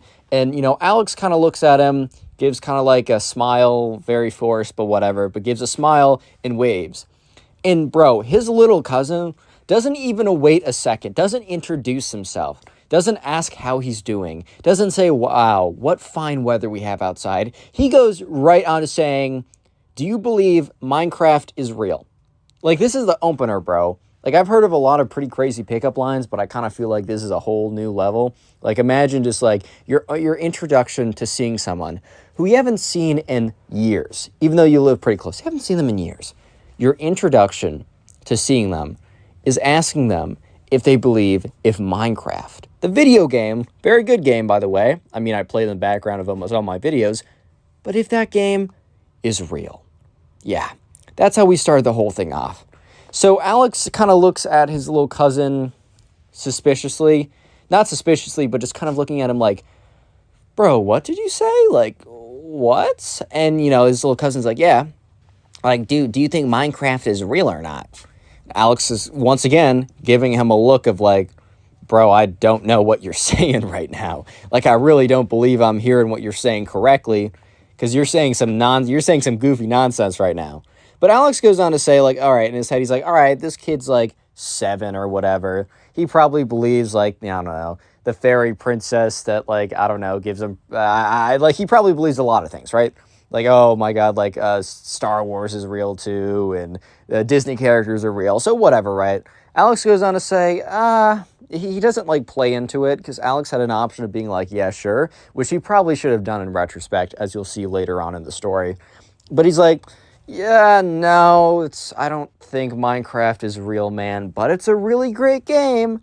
One would have thought that would have been a totally fine response. Like, one would have thought that if you said that you would have been off the hook. Like, who cares, right? Maybe you don't think Minecraft is the greatest game ever. However, you enjoy the game. You give it, what it's worth. You give it the respect it deserves. However, the Minecraft kid, a.k.a. his little cousin, you could just see in his face turns sour immediately. He just comes into this big, angry frown. He's like, what do you mean you don't think Minecraft is real? Like, of course it's real. There's trees in Minecraft, and there's trees in real life. There's grass in Minecraft, and there's grass in real life. Prove me wrong. And Alex was literally just went on to say, well, there are dragons in Minecraft, and there's no dragons. And that's when, the Minecraft kid, a.k.a. his little cousin, bursts into laughter. He's like, of course there are dragons. Of course there were dragons. They just went extinct. Why do you think we see them all the time in movies and stuff? And Alex was kind of looking at him like, is that your reasoning? Because you've seen them in movies, therefore it's true? Because movies would never lie? Nope, they would never lie, and if you believe so, you're officially a hater. No, but eventually Alex is like, all right, man, maybe Minecraft is real. He's not trying to make the kid mad. And this whole time, Alex's aunt, a.k.a. the mother of the Minecraft kid, is kind of just standing there awkwardly like, should I intervene? Like, should I say something? Like, this is definitely very weird, but do I say something? No, okay. Yeah, so she kind of said, all right, well, guys, have fun tonight. Gotta go. Alex, here's my number if you need anything. There's a pizza in the fridge. Just slap in the microwave or put in the oven for 20 minutes or something. We'll be back. Call me if you need anything. She gets out the door and leaves. So Alex is kind of staying there, a little bit awkward, like, okay. And the Minecraft kid says, hey, we got a pool in the back if you'd like to go. And Alex is like, oh, okay, word, sure. Because Alex was like, dude, what am I going to do with this kid? If I feel like if I say anything, he's going to get mad at me. Because Alex was like, I literally just said that Minecraft, the video game, doesn't exist in real life. And this kid flipped out on me. Like, what am I supposed to do at this point? Like, what can I do, bro? I can't say anything right. Yeah, but anyways, Alex was pretty excited to hear, okay, we got something to do. So the Minecraft kid ran upstairs and put on his swim trunks or whatever. And Alex didn't bring any swimming clothes because, he didn't think he was going to go swimming. It had been such a long time since he went to his little cousin's house that, he actually completely forgot that they had a pool. So they go out there. And, Alex is like, all right, man, I'm going to sit here. You can have fun or whatever. Because Alex's plan was, maybe drag this out a little bit. Let him play by himself in his pool or whatever for an hour, maybe an hour and a half. Alex can go on his phone, maybe watch some videos, maybe hop on a call with some friends. I don't know. He can do a lot of things, right? However, he goes out there and he watched the Minecraft kid jump into the pool. And the Minecraft kid went underwater. Because, when you go in the water, you can swim around, you can swim under it, you can do a lot of things. However, the Minecraft kid was not coming up above the water. So immediately Alex is like, oh, shoot. Alex rips off his shirt, keeps his, pants on. Bro's got shorts, right? But these aren't, thankfully, right? These are, kind of gym shorts. But at the same time, these aren't swim shorts. He's really not trying to jump in. But his little cousin is not looking like he's coming up. So Alex is not letting a kid drown on his watch. No chance. So Alex just takes his phone out of his pocket, takes his wallet out, jumps in, scoops his little cousin up and brings him above the surface. His little cousin's like, Alex is like, what happened? So at this point, Alex is in the water. I've scooped him up. And the Minecraft kid's like, I was trying to press space, but I wasn't going up. And Alex is like, bro, what? And that's when he remembered that in Minecraft, if you're underwater, if you hold space, I'm pretty sure if you hold space, you'll start to float to the surface. And if you don't, you'll sink. So the Minecraft kid's like, I was holding space in real life. Why didn't it work?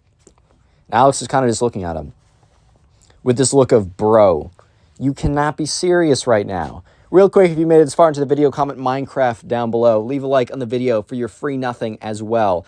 I will try and heart all the comments to say Minecraft. If I got the time, I'll do it. And if you want to support the channel, the best thing you can do is after this video, watch another one of my videos. I'm going to link a storytime playlist in the pinned comment, or just watch another one of my videos. Anyways, so Alex tries to explain to this kid that, first of all, what does he even mean by hold space in real life? What do you mean you're holding space? Or maybe it's shift. I don't know. One of those two. And he's like, the Minecraft kid's like, I don't know, but I was definitely doing it. And Alex is like, all right, well, this is the real life. This is not Minecraft. To swim up, you need to push your arms and push the water upwards. And Alex is like, but Minecraft is real life. At this point, Alex is like, all right, this kid's a lost cause. He's like, okay, I think we should go inside. So yeah, sure enough, they're going inside. And the little cousin, aka the Minecraft kid, he's looking extra angry right now. He's looking very upset. And Alex thinks to himself, well, he's obviously very upset because, I don't know, I took him out of the water early. And low-key, Alex was a little bit upset about that too, because bro was trying to go in the water as well.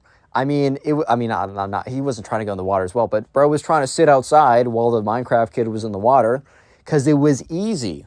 He could go on his phone, and he had no idea what he was going to do to entertain the Minecraft kid for the next couple hours. Entertaining kids was not his specialty, man. So anyways, they walk inside. He puts the pizza in the oven. The Minecraft kid is just sitting on the table. His arms are crossed, and he's got this big pouty face. So Alex is like, all right, buddy, what's up? Like, I see you got a face. You got a little expression going. Tell me, what did I do? What happened? At this point, Alex is just like, all right, let's at least figure out what's going on.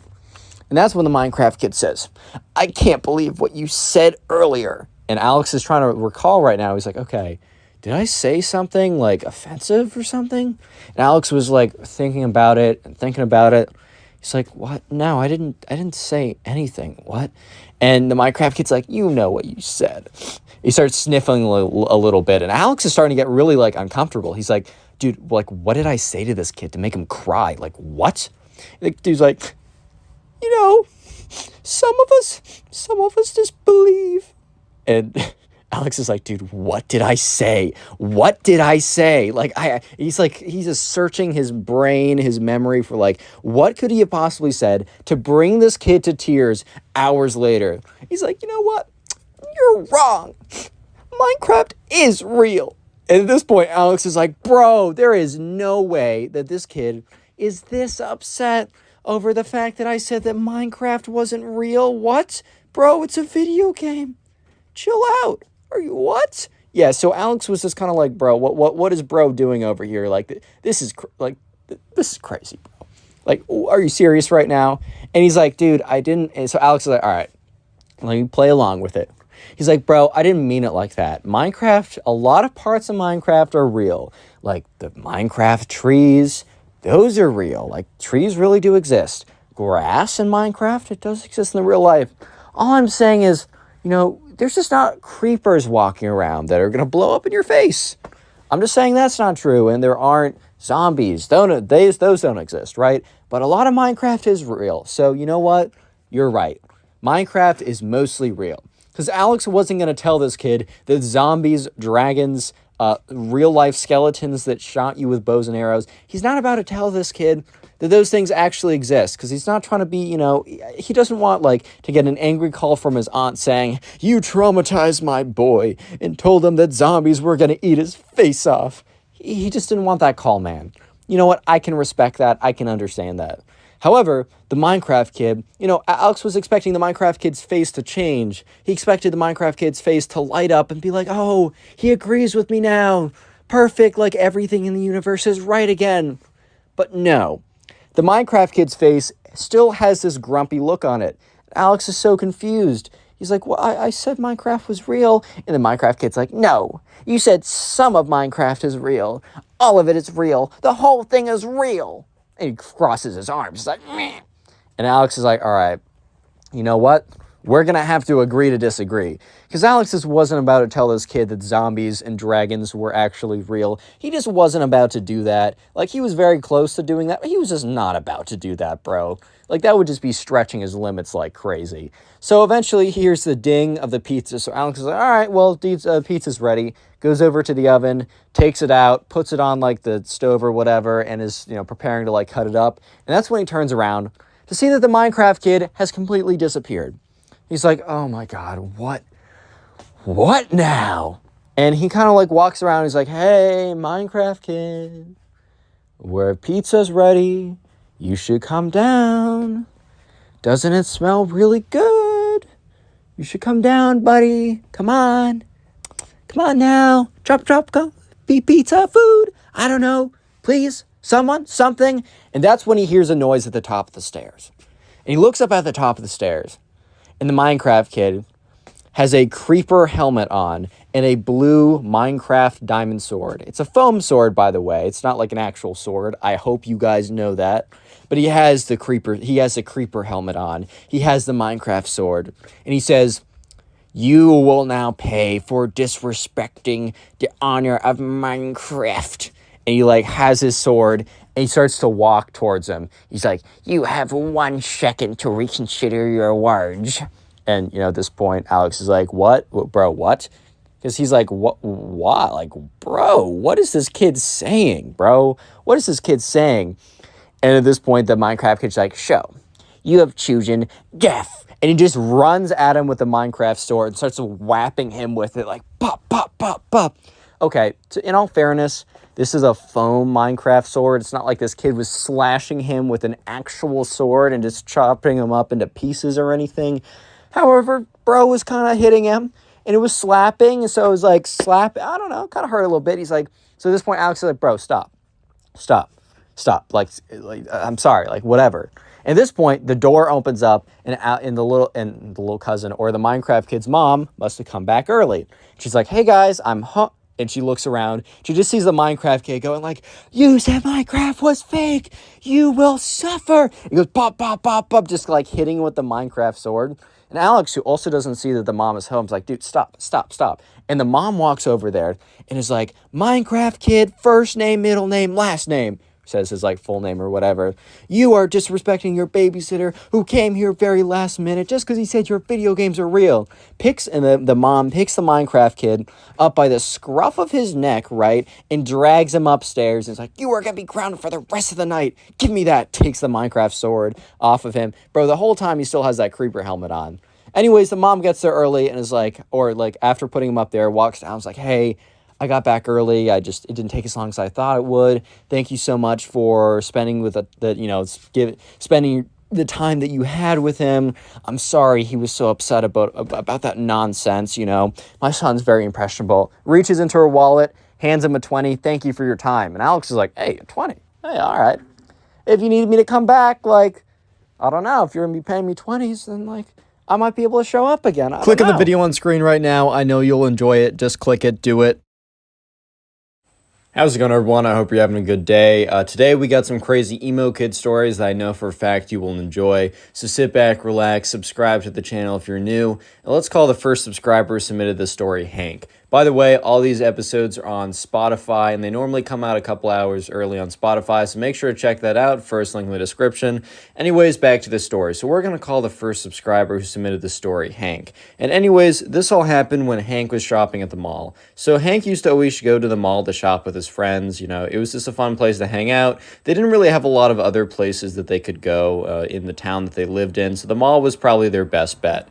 And sure enough, one of these days, one of Hank's friends wanted to shop at this place called Hot Topic. If you don't know, Hot Topic's a place where they have a lot of t-shirts and other kind of apparel that is very, I don't know, like fast fashion-y, brand-centric. Like, it's very much like, you'll have a lot of different brands, or kind of like, you'll find a lot of band t-shirts, a lot of kind of like, okay, so a lot of different stuff's at Hot Topic, but one kind of theme of clothing that you'll see at Hot Topic is emo style clothing, if that makes sense. So like really black clothing, edgy clothing, stuff like that. And just so you know, like, I have nothing against it if you dress like that. I think it's a cool enough style. I think you're fine even if you identify as like, oh, I'm emo in the way I dress or act or whatever. I don't really care. Live your life. However, as long as you don't act like the kids in these videos, especially this one, you're chill with me. But anyways, Hank just was like, okay, man, like, you want to go to Hot Topic, that's fine. Hank hadn't really been in that much, so he didn't really know what to expect. So Hank was walking into, the Hot Topic, and he was looking around, and there's a whole host of people, and Hank's friend was like, all right, man, like, I'm going to go to the back of the room. I know what I want. I'm going to go in their skateboard section. You can kind of just wander around here. I'll be out when I'm done. So Hank was totally fine with this, and Hank kind of like was wandering around, and he walked over to one of the t-shirt aisles, or one of the t-shirt rack aisles, and that's when he accidentally bumped into this kid. And this kid turns around. And just to paint the picture, this kid has super long black hair. He's got like black mascara on, black lipstick. He's got black painted nails. He's got a spiky collar. He's got like a black band t-shirt. He's got like long black jeans, and then those like big black stomper boots. I don't know if you know if you know what I mean, but like those big, kind of like those big rubber black boots that are pretty popular right now. And he turns around and he's like, dude, what the heck, bro? And Hank's just like, all right, my fault. Like, I didn't mean to bump into you like that. I was just looking around and wasn't paying attention. And the emo kid's like, dude, you're like, shut up, bro. Hank's kind of just looking at him like, I don't really know what you mean. Like, I didn't do anything. Like, are you good? And the emo kid's like, bro, like, I don't need to hear that sass from you, bro. Like, I really just don't need to hear that. And Hank says once again, like, dude, I don't know what you're saying. Like, I'm sorry. I'll just go the other way. And Hank kind of turns around to de-escalate because he doesn't feel like, escalating anything. It's just not a good idea to get into fights like that. And that's when the emo kid's like, yeah, you would run. You're dressed like one of those jocks anyways. Which, like, Hank kind of turned around because he didn't know what that even means. First of all, I mean, isn't jock a positive thing? Like, I get that there's a bit of a negative connotation of like, oh, you're a dumb jock or something. But I would have thought that like jock would have meant like, oh, you're an athlete, which isn't that a good thing? Like, I'm kind of confused right now. Is that not a good thing, you know? And Hank, kind of turns back. And he's like, dude, like, why? Like, why are you, like, making a problem with me? I don't have a problem with you. You're kind of the one that's making this into something. Because Hank really did believe, like, I'm not the one doing anything. It's like 100% this guy who's making it something, you know? And, the kid's just like, well, like, you're just looking like a dumb jock. Oh, isn't that right, guys? And he turns around, and there's two other emo kids, and they look very similar to the main emo kid, but they kind of just, they're dressed slightly different, but really, I mean, it's funny how, like, I saw this on South Park, but it's funny how, like, nonconformists all dress the same. I'm just like, well, I mean, you are conforming to something, but anyways, right? So the other two kids, the other emo kids, are kind of there along too, laughing, and Hank is starting to like get upset by this because he doesn't really care about like these random kids what they think, except he's got three kids standing there pointing at him, laughing in his face when Hank didn't deserve it. Like Hank was thinking like, look, if I deserve this, if I was being like an absolute like, if I was being a jerk to them or for some reason I actually did something, sure, maybe I deserve this. But Hank's just thinking to himself like, dude, I don't deserve this. I was literally just chilling here. I actually bumped into this kid. Like, I'm sorry about that. Like, my fault. Once again, my fault. But that's when Hank turned the tables on the emo kid. And the thing is, right, the emo kid was wearing a band t-shirt. And the thing about band t-shirts is, you don't necessarily need to know everything about some place that you rep. Like if you wear a t-shirt that's from Starbucks and someone's like, okay, well then name all the flavors of like cappuccino you can get. It doesn't have to be like that. But the thing is, a lot of people wear band t-shirts because the band t-shirts look sick and they don't know any of the songs from the band, which, I guess is fine. But like at the end of the day, a lot of people will kind of pretend to know it and not actually know it. So, Hank was like, well, screw it, bro. He's like, all right, buddy. And he looks at the main emo kid, and the main emo kid looks at him back. And he's like, all right, buddy, name me 3 songs from that band. And he points to the emo kid's t-shirt. And I don't know, maybe it was like Nirvana or something. Like one of those kind of like t-shirts or whatever, which, and the emo kid looks at him, and he has this kind of look of shock. This look of, oh my God, like you caught me. Kind of the look of like, man got caught in a trap right here type of look. And the emo kid's kind of just like, how about you name me 3 songs from this band, bro? And the emo kid turns to look back at his emo kid friends as kind of like, oh, what's their reaction to that sick burn? And they kind of just look at him blankly. I think the emo kid was kind of expecting he would turn around, he'd look back to his friends, and he'd be like, oh yeah, wasn't that a crazy burn? I totally got them. But his friends look back at him kind of just like, dude, like I don't know how to break it to you, but you didn't get him. So the emo kid turns back around. He's like, I don't need to do anything you say, bro. I'm not going to conform to your standards. And then the two emo kids were like, yeah, that's right on, bro. You're so right. And they like dap him up. And Hank at this point he's just so done. He's just like, bro, because he realizes, like Hank's like, you know what? I'm not going to fight with these kids. These kids are obviously a lost cause. This is not worth my time. So Hank gets up, he turns around, and he's kind of says like, whatever, man, like go live your life. Hank turns around, starts to walk away, and that's when he feels a tug on his pants. And he turns around and he sees the emo kid failing to pull down his pants. So basically the emo kid couldn't he couldn't let Hank just leave by himself. Like he couldn't let him just do that.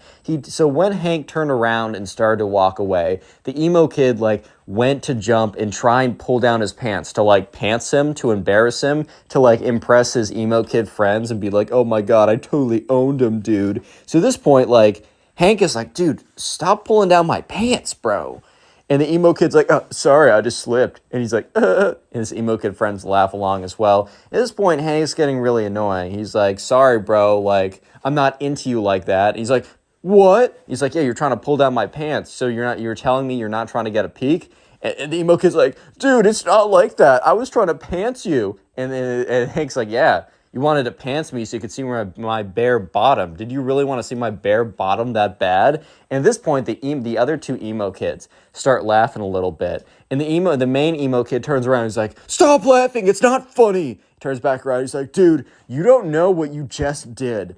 And the emo kid walks up to Hank with his chest puffed out. He's like, bro, you literally don't know what you just did. You don't know who you're messing with. Okay, I don't know if he started to tear up or anything. But at the exact same time, the mall cop that happened to be like going around the mall to make sure that nothing's like happening looks into the Hot Topic and sees basically this kid walk up to this other kid with his chest puffed out. So the mall cop outside kind of slows down walking and looks inside.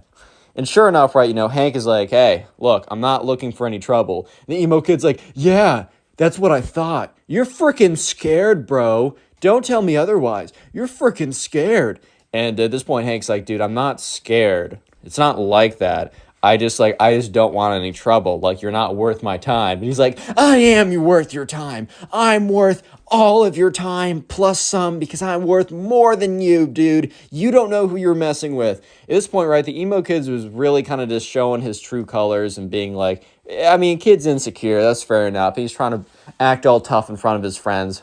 So once again, Hank's like, he turns around and he's like, all right, man. He's like, dude, I'm just not doing this. Once again, have a good life.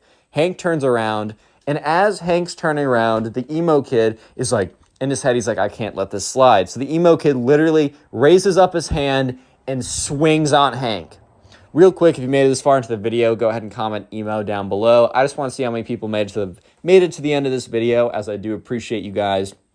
Best way to support the channel, as always, is just watch a bunch of the videos. The more watch time you give to the channel, the more we get promoted in the algorithm, and I really, really do appreciate it. Let me know in the comment section what you do while watching my videos. I genuinely want to know.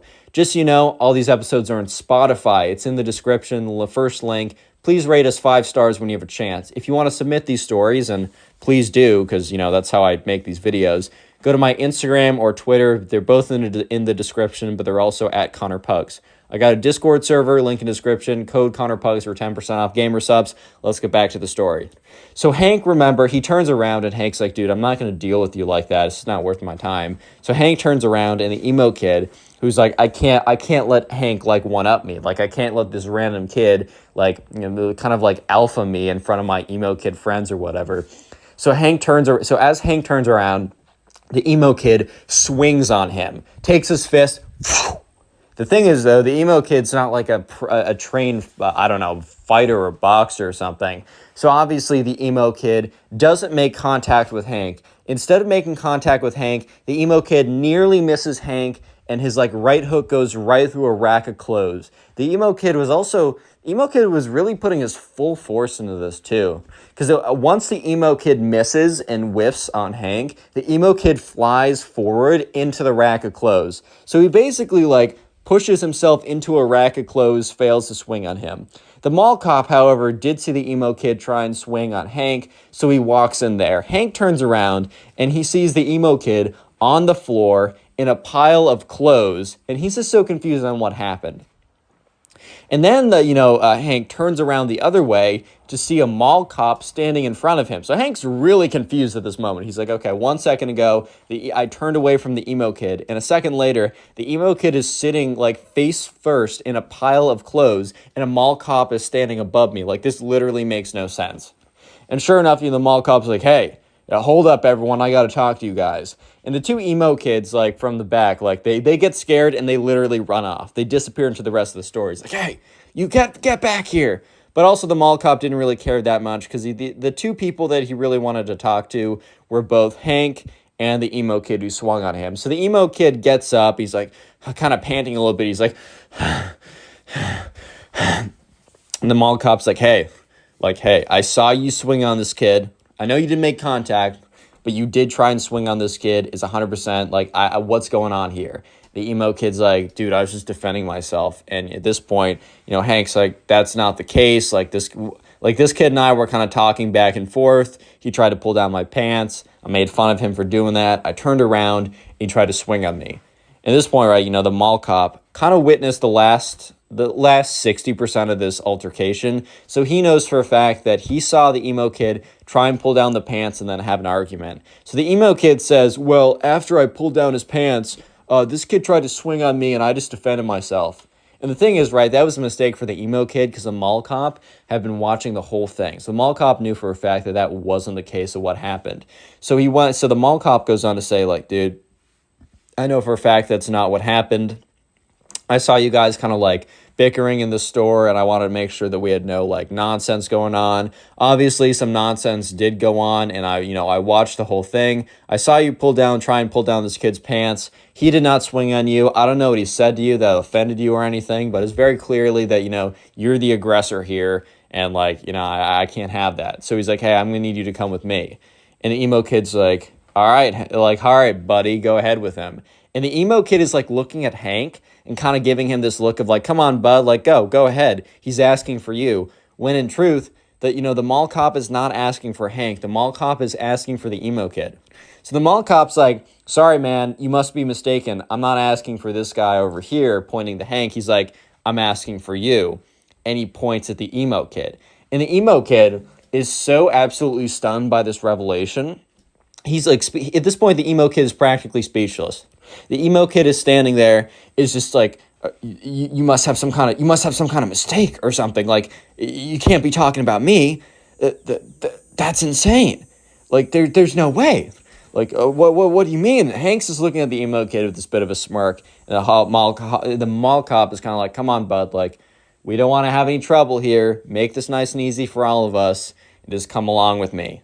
And, at this point, the emo kid is looking at Hank and kind of just giving him this look of like, this isn't over, buddy. This isn't over. And Hank is kind of just like, wow, this like a lot just went down the last 5 minutes, because this was like no longer than like 10 minutes of an altercation.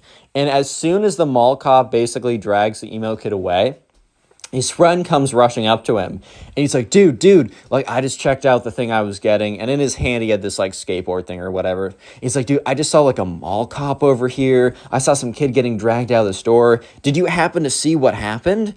And Hank just looks at his friend, and is like, did I happen to see what happened?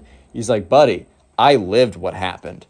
Okay, so we're going to call the subscriber for the next story Bobby. I got a little King the Hill theme going on with these names because I got Bobby and Hank. If you know, you know, and you're cool. Anyway, so Bobby was like hanging out at home one day, and one of his friends hits him up.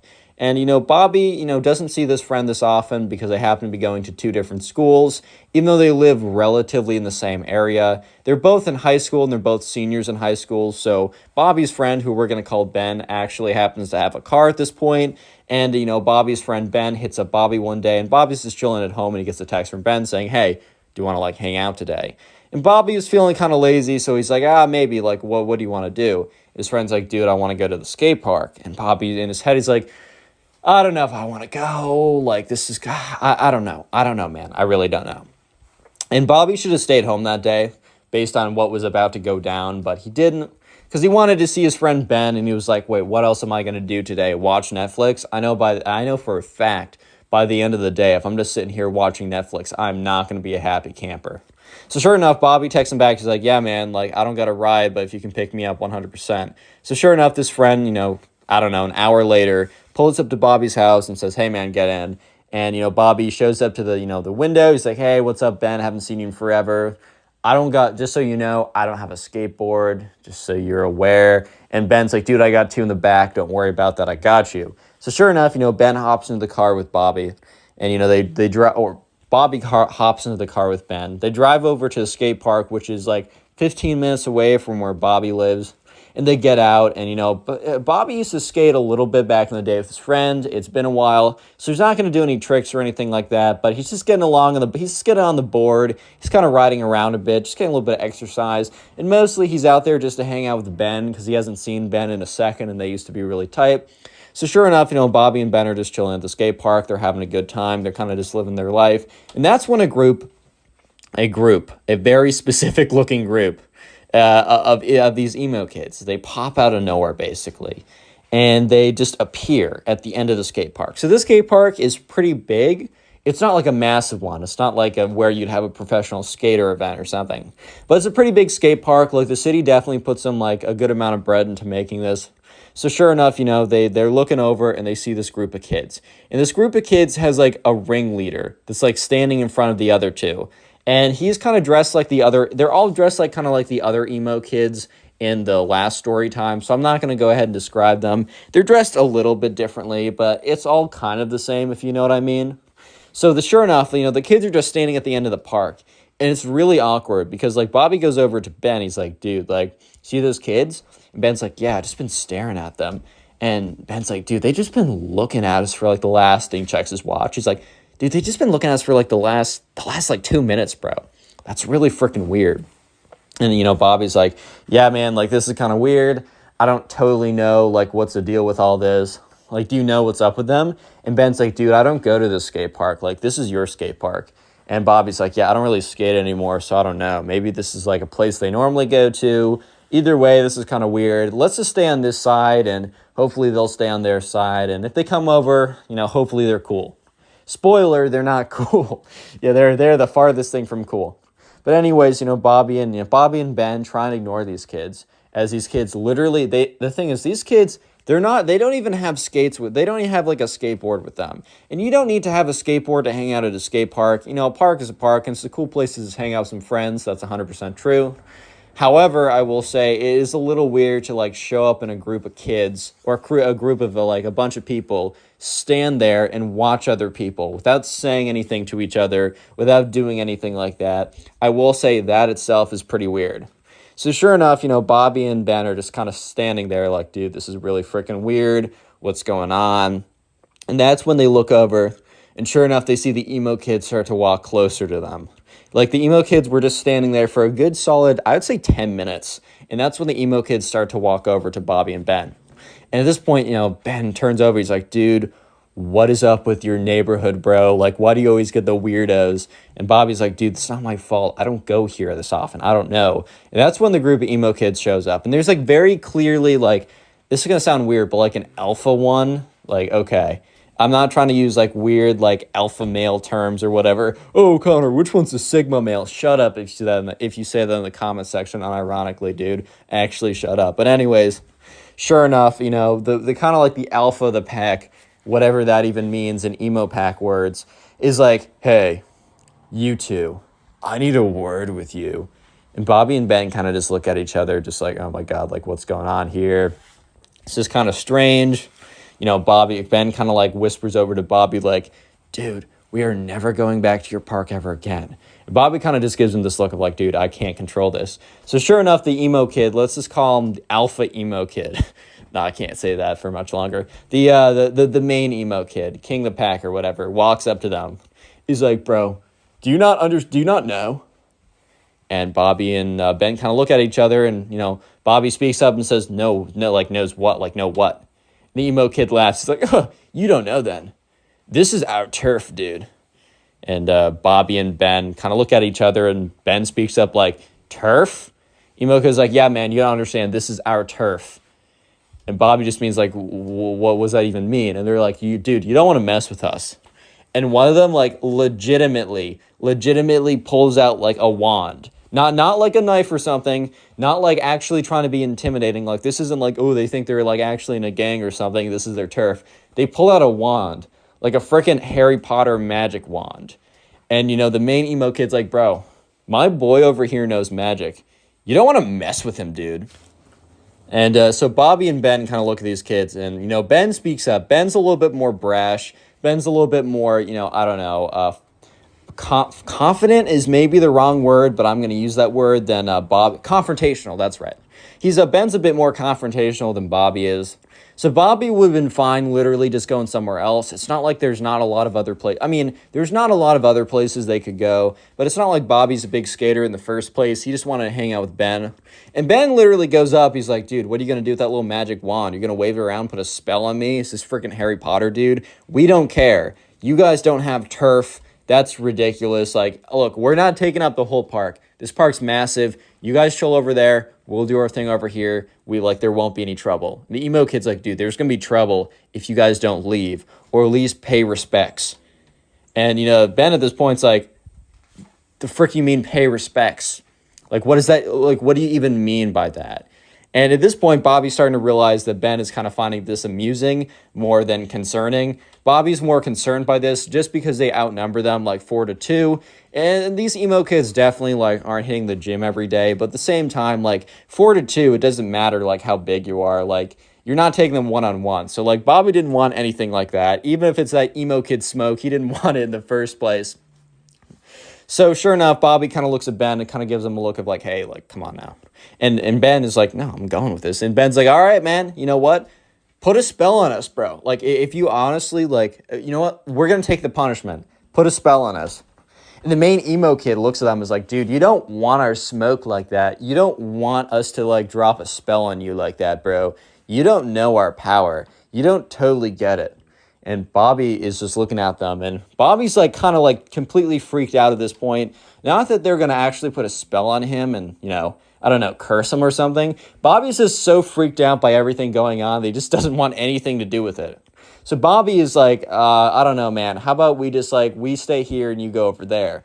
And the emo kid's like, I'm not talking to you, little boy. Which like Bobby was like so taken aback by this that and Ben was like, you don't call my friend that. Come on, if you're such a big guy, little boy. And at this point, Ben says little boy back to them. If you're not such a big guy, little boy, put a spell on us. And he points to the guy in the back. And there's like a little emo kid in the back with like a little magic wand or something. The main emo kid says, you know what? Gentlemen, I don't want you guys to be seriously hurt. So I'm going to give you one more chance to leave the premises. Or my friend will put a spell on you. And you will be cursed so badly that you will not make it out of this park alive. We have magical powers that you simply don't understand. And Ben is looking at them. And Bobby is looking at them. And the emo kids are looking back. At this point, it's a classic. It's one of those classic Texas standoffs, like who's gonna shoot first. But instead of shooting, it's either staying there or shooting your magic spells through your wand or whatever. And you know, Ben was like, "All right, no, we're staying here. Put a spell on us. Do it." And the emo kid is like, "Fine, you have sealed your fate." And all of them walk away. At this point, you know, Bobby and Ben look at each other. Bobby's like, dude, those kids are weird. Like, I have no idea what's going on. Ben is like, really is your neighborhood spawning out the most NPCs in the world, dude? Like, this is crazy. And, you know, Bobby and Ben were probably going to go back and forth a little bit about how weird these kids were, but they were unfortunately interrupted by chanting. So they look over and they see the emo kids, like, holding hands, chanting, like, kind of like going in a circle, like kind of like moving in a circle, holding hands, chanting like demonic tongues. At this point, Bobby's like, bro, I'm kind of freaked out. And Ben's like, dude, this is a comedy routine. Please, like, chill out. And at this point, they do like the chanting gets louder and louder. And it's kind of weird. Like, it's really strange. It's like they definitely been rehearsing this. And Bobby admits to me that for a split second, he was thinking like, dude, what if these kids actually have magic powers? Spoiler, they don't. They're just weird, right? And by the end of the chant, you know, one of the kids comes over. The main one grabs the wand, starts swinging it around, and starts walking over to them. He's like, one last chance, boys. I'm giving you one last chance to literally survive. I'm giving you one more chance unless you want to, like, if you want to leave here and see your parents again.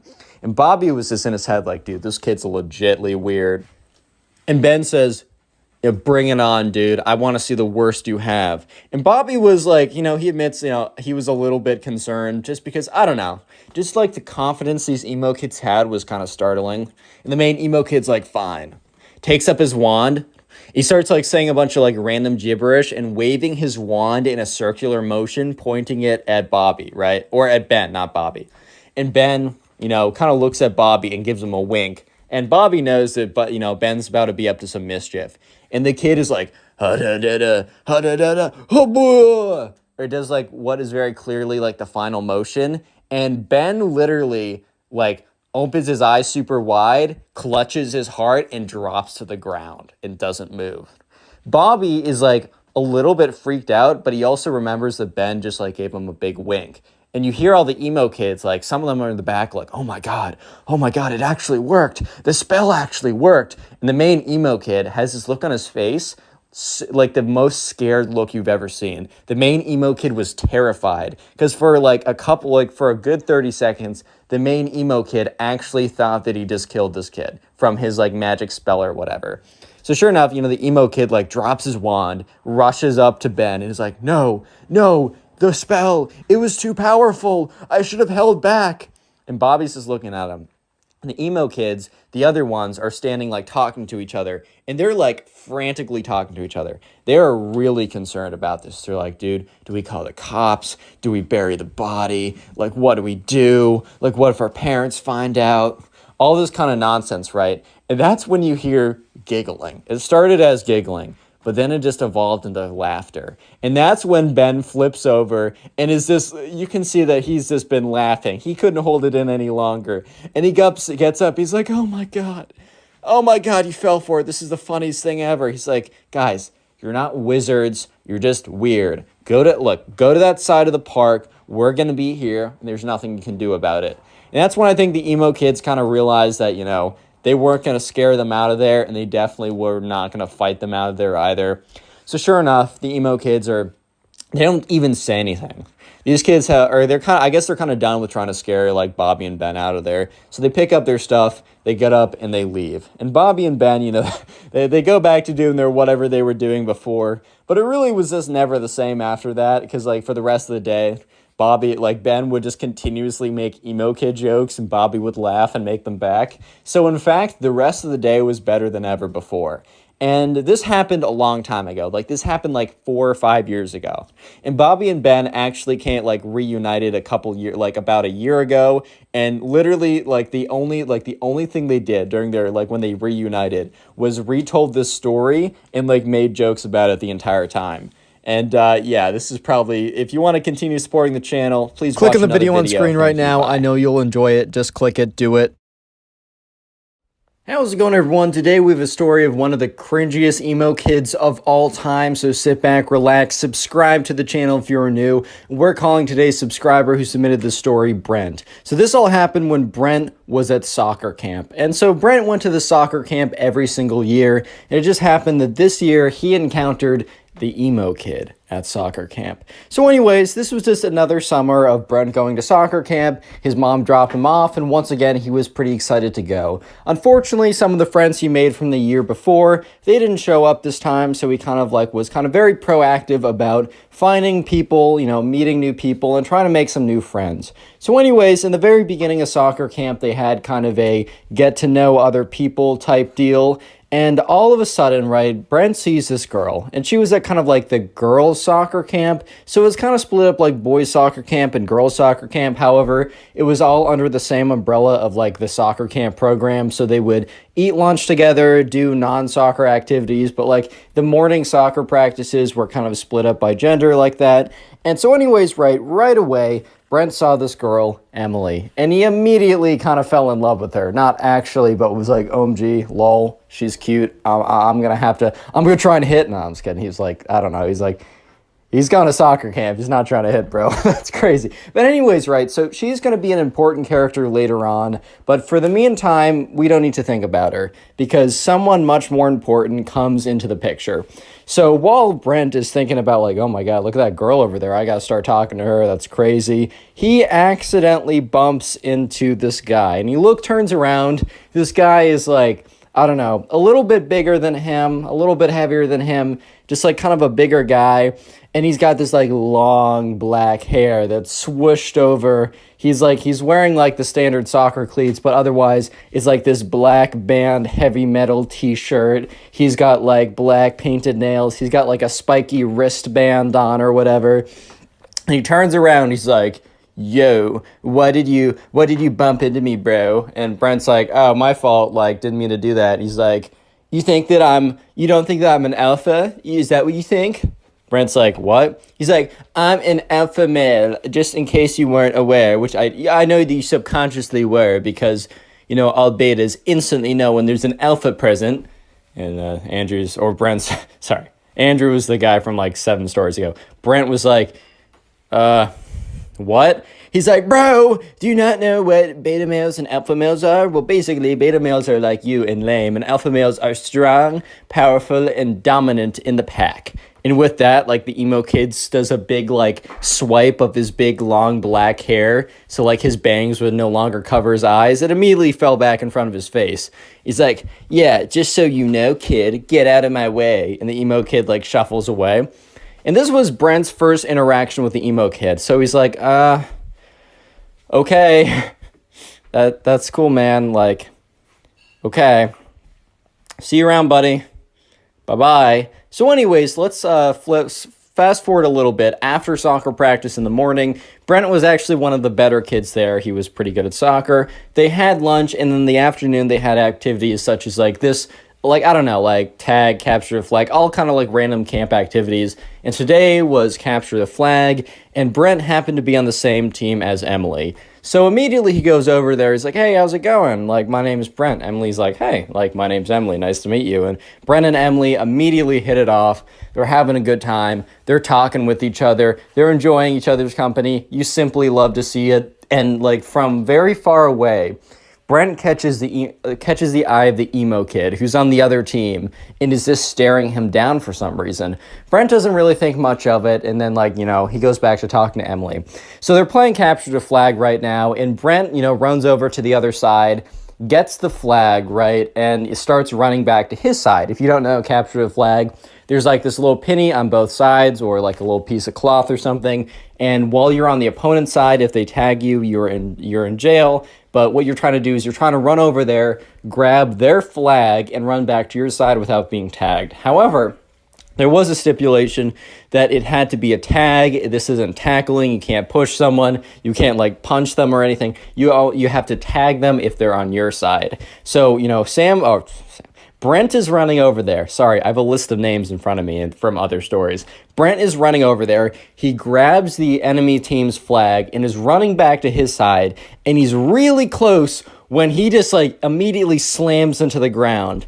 And that's when he realizes that there's a big guy on top of him. And that's when he realizes that the emo kid tackled him. So the emo kid's like, nice try, buddy. Next time, try not to fight the alpha males. And then a camp counselor comes over and says, hey, we said no tackling. You're on the sidelines, points to the emo kid, he's disqualified or whatever, has to sit on the sidelines. Ooh, so alpha, man. But anyways, right, so the penny's returned, but also Brent isn't in, like, jail. He goes back to the other side, and the emo kid has to sit out for the rest of capture the flag. And Brent continues to talk to Emily, and the entire time, the emo kid is just, like, looking over, and he's, like, all angrily staring at Brent. So Brent is now his official enemy.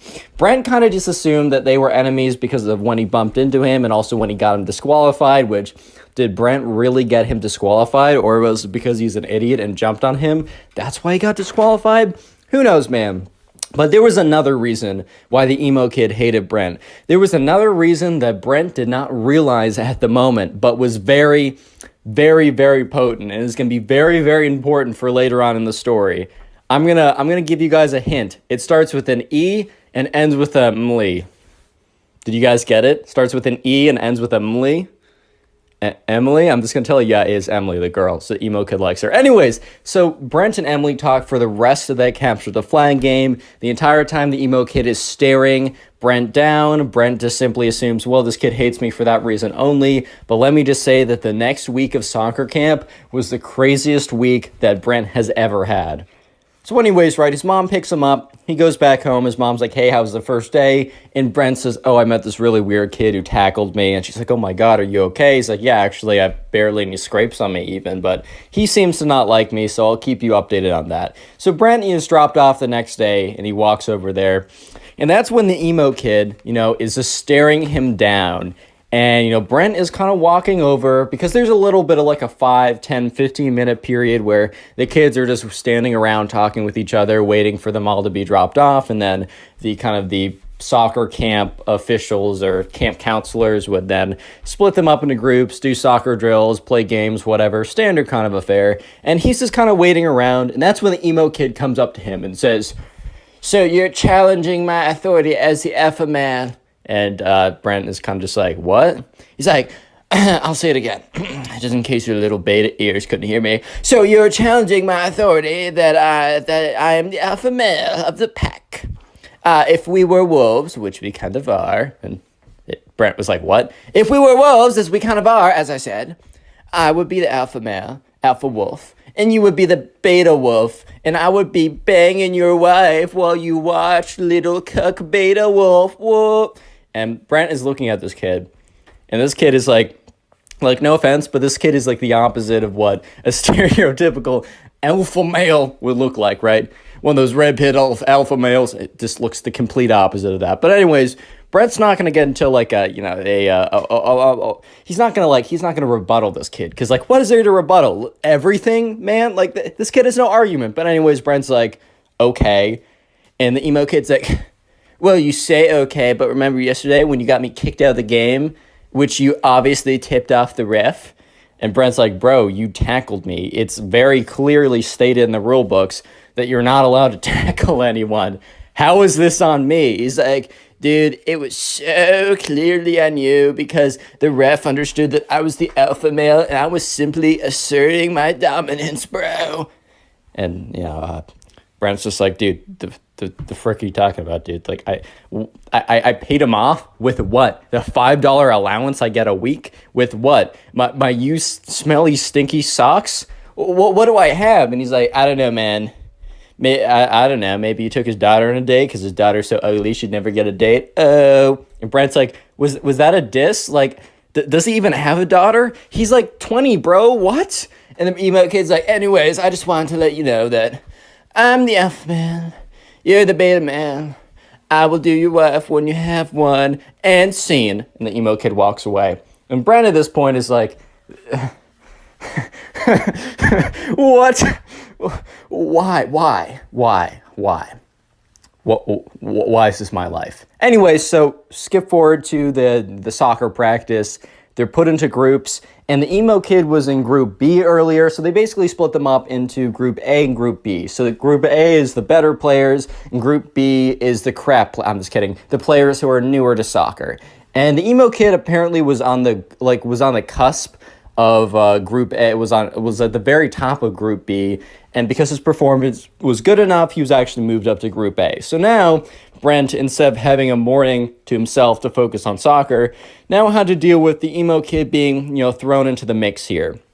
So anyways, they're doing some drills with the soccer ball, and they're kind of like kicking them around cones. You had to kind of keep control of the ball while you were running.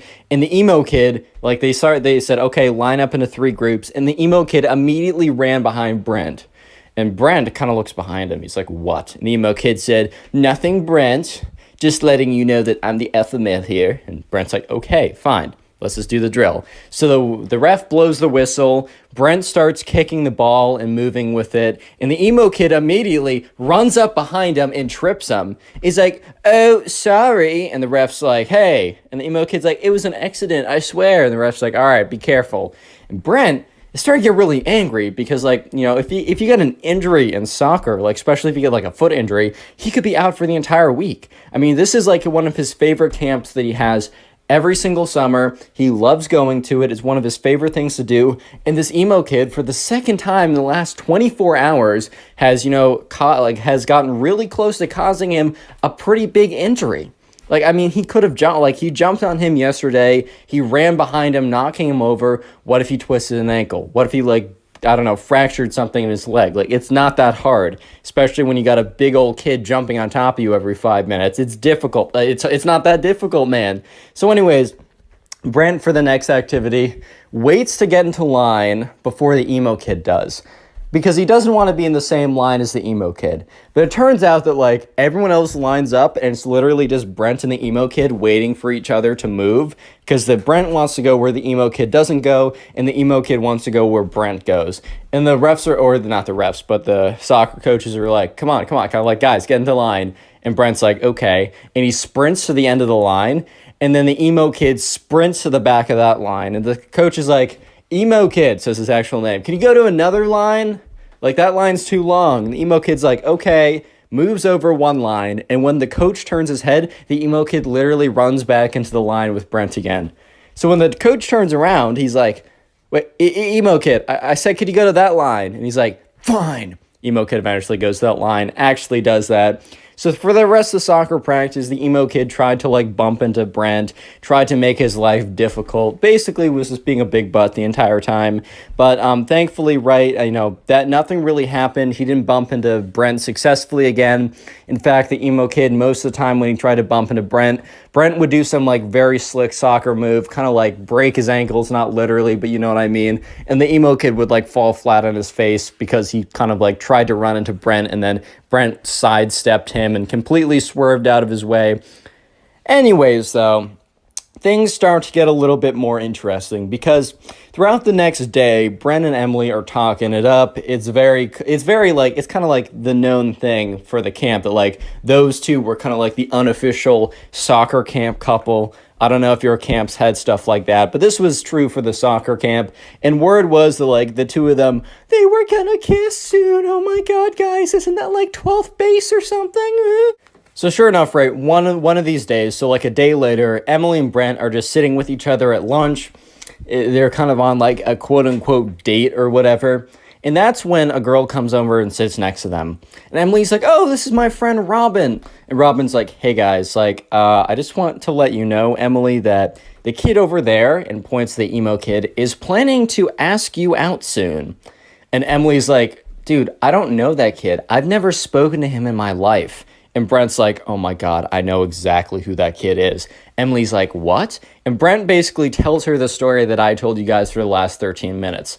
And she's like, oh my God, he's the worst. And Brent's like, well, that would explain why he really hates me too. Because like, not just that I embarrassed him, but I've been hanging out with you the entire time. And, he probably knows that we've been talking a lot. And Emily laughs a little bit. And this is when Robin says, dude, like, I'm serious. This kid is going to come over and ask you out within like the next 24 hours. He's going to do it publicly. It's going to be really embarrassing. Everyone's told him not to do it, but he's in his own world. You gotta let him down nicely though. And Brent was like, no mercy. Make him suffer. Emily's like, Brent, I'm not going to make him suffer. I don't know this kid. Brent's like, make him suffer. Emily's like, shh. Okay, I'm going to be nice. When he comes over, I'm going to be firm, I'm going to be direct, but I'm going to be nice about it, I'm going to be cordial, and life is going to go back to what it was before. So sure enough, right, Brent now realizes that the emo kid has a massive crush on Emily. And Brent also starts to think about it. When Emily says no to him, and when she starts really, hanging out with me more, and when word gets around that we kiss, because we totally are, this is in Brent's head, right, he's going to actually, like, ramp up the craziness even more than it already is. I think I'm screwed, boys. Real quick, if you made it this far into the video, comment emo down below. I'm going to heart as many comments as I can that say that. That is the secret word of the day. And also, if you want to support the channel and help boost me back into the algorithm, all you got to do is at some point, maybe after this video, maybe later, sit down and watch a bunch of my videos in a row, maybe while you're playing video games or drawing or cleaning your room, or maybe to help you go to sleep. I take that as a compliment now. I understand it. Leave in the comment section down below how you're helping boost the channel. I will heart it, I will say thank you, and I'll even shout some people out, like the person on screen right now. Thank you to this person on screen and all of you guys for all the support recently. It's really helped boost the channel. We're growing again. You'll love to see it. Let's get back to the story. So anyways, flash forward to that night, or not that night, but that afternoon. Remember when this is the mixed gender, just fun, more camp activities, they're playing dodgeball. And sure enough, the emo kid and Brent actually happen to be on the same team this time. So, like, emo kid and Brent, they're picking up the dodgeballs, they're throwing them, they're trying to avoid being hit by the dodgeballs. And the emo kid walks over and is like, sup, bro? And Brent's like, what? Emo kid's like, I just want to let you know that, I know that you and Emily, or you have been trying to flirt with Emily, and it's been failing horribly for my sources, at least that's what my sources said. And I just want to let you know that, I let you have your fun. I let you play like the little beta little lamb you are. But I'm actually going to come in and, as the alpha male, assert my dominance and claim what is mine. Emily shall be my girlfriend by the end of tomorrow. Mark my words, and I will watch as little tears roll down your face because you're so sad that I took your girl. Oh, little Brent, I'm so sorry. Brent's like, dude, she's not gonna, I've talked to her. She's gonna say no. Don't do it. I hate you, but I know for a fact that you're gonna get rejected in front of everyone. The emo kid's like, nice try, little boy. I know for a fact that my testosterone is 10 trillion and yours is 0. So based on that alone, plus a billion other factors, such as my manliness, my alpha maleness, my swag, overall levels, and a billion more things. Just, she will obviously say yes to me. And even if you two are fake dating, she'll break up with you immediately to say yes to me. I just know some things that you don't know, Brent. Get over it. So the emo kid walks away. And Brent's like, well, my conscience is clear because I tried to warn the kid not to do it. I tried to warn the kid, right? I'm not a bad guy. I told him not to do it. I told him. I said, I even gave him the benefit of the doubt. I said, I don't like you, but I want to help you here. He didn't listen to me. It's not my fault, whatever happens tomorrow. Next day rolls around. At soccer practice, the emo kid for the entire morning is like, Brent, better spend the last moments with Emily as you can because she's about to be my girlfriend. Oh, and Brent's like, dude, shut up, dude. He's like, oh my God, am I getting to you, man? Am I getting to you, man? Oh, man, it was so easy to break your thin, weak beta skin. Oh, my God, my words are hurting you so much. I'm going to lick up your little salty tears. They're so tasty and so good. And Brent's like, shut up, bro. You're going to get embarrassed. I can't wait for the moment. She better go hard. Anyways, flash forward to lunch. The moment. So anyways, Brent is sitting with Emily, and Emily's like, dude, the emo kid, I can't see him anywhere. And Brent's like, dude, he's going to ask you out. It's happening. Get over it. It's going to happen any second. She's like, he's going to do it the next day, which means probably now in front of everyone. And, Brent's like, that's what he said he would do. And Brent was like, oh, my God, don't turn around. Because Brent was looking, and the emo kid was walking over. And what was he walking over with? He was walking over with a boom box. You already know where this is going. And Brent's like, you know what? Brace yourself. Try and have an out-of-body experience right now so you don't have to deal with what's about to happen. This is about to be bad, Emily. I'm so sorry. And Emily's like, oh my God, oh my God. And that's when you start to hear music. It's the emo kid's personal band. So it's like this heavy metal rock band. So just imagine some like heavy metal rock going in the background. And the lyrics are, Emily, yeah, Emily, why do you hang with losers like Brent? Emily, please love me. Yeah. And it's just kind of like more stuff like that in the background. And the emo kid is like rocking out by himself with an air guitar while this is all going on. It is the worst moment of Brent's life because the secondhand embarrassment is so strong, he's basically getting firsthand embarrassment from the whole thing. Everyone has stopped eating and turned around, including the camp counselors. They're just watching this kid bounce around with an air guitar with his like super long black bangs flying all around the place as this boombox plays one of the crappiest songs they've ever heard, terribly mixed, the worst lyrics, basically saying that Brent sucks and that she should be in love with him, and he's bouncing around, and then after 5 whole excruciating minutes, and everyone at this point is laughing and trying to hold themselves together, after 5 whole long excruciating minutes of the worst music ever and some like really bad air guitar and bouncing around, the song stops and the emo kid says, Emily, it is clear who you shall choose. What is your verdict? And Emily's like, I'm sorry, I don't know you. I'm not going out with you. Emo kid's like, that's hilarious. What's your actual verdict? Emily's like, dude, I don't know you. He's like, dude, that's hilarious. What's your actual verdict? And Brent's like, all right, man, that's enough. Let's concede while we're behind. The emo kid looks at Brent and says, this isn't over, man. And he walks away with his boombox. And Brent's like, why did he say that to me? I didn't dump him. And Emily's like, dude, that was worse than I could have ever imagined.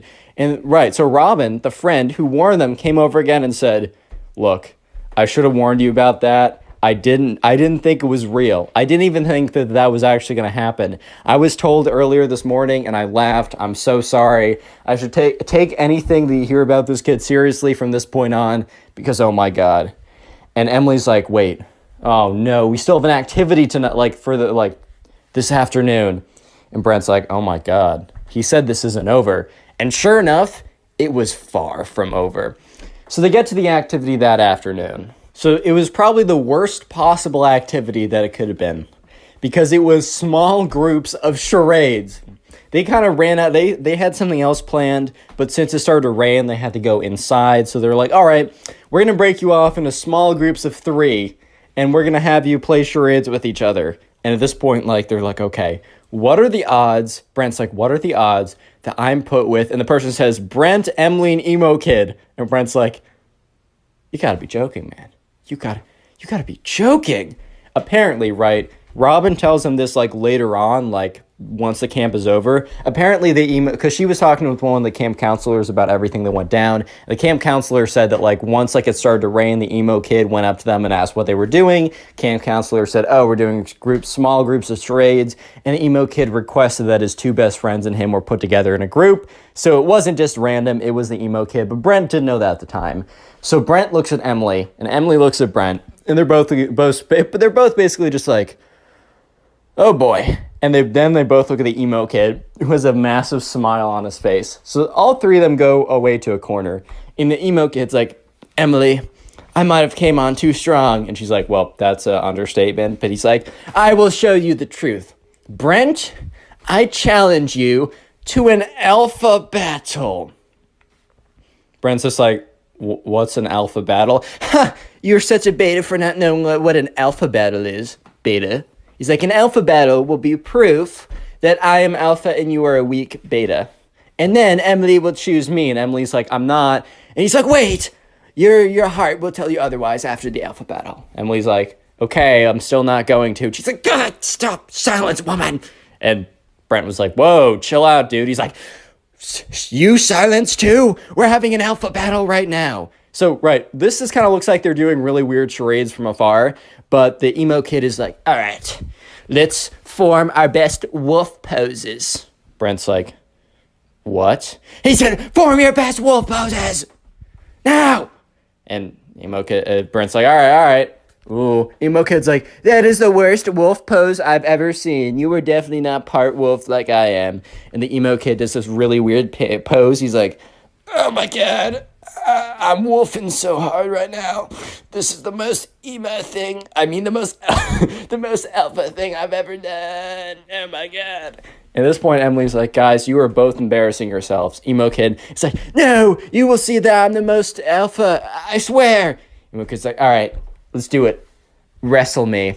And, Brent's like, what? Emo kid jumps on top of him, just tackles him to the ground, because he's like 20 pounds heavier, right, and a little bit taller. And Brent was completely taken off guard. He's like, bro, stop. What are you doing? And the emo kid's like, I'm out alphaing you. That's when the camp counselor comes over and says, all right, guys, break it up. Tears the 2 of them apart. He's like, all right, so we're only doing this for 20 more minutes, but it looks like you 2 can't keep off of each other, so I'm going to be joining your group. Imagine how awkward this is. It is Emily, Brent, the emo kid, and a random camp counselor. So they do normal charades, right? And the entire time, the emo kid is like sneaking in punches to Brent's arm. He's like, ow. And when the camp counselor looks up, the emo kid puts his arms behind his back. And the emo kid's like, this isn't over, man. And then the emo kid walks over to Emily. He's like, tss, tss, Emily, tss. Emily's like, what? Do you think I'm more alpha? Shut up, kid. Emo kid's like, no. Okay, I'll just be direct. Do you want to go out with me? No! And the camp counselor was like, guys, silence while I'm doing charades.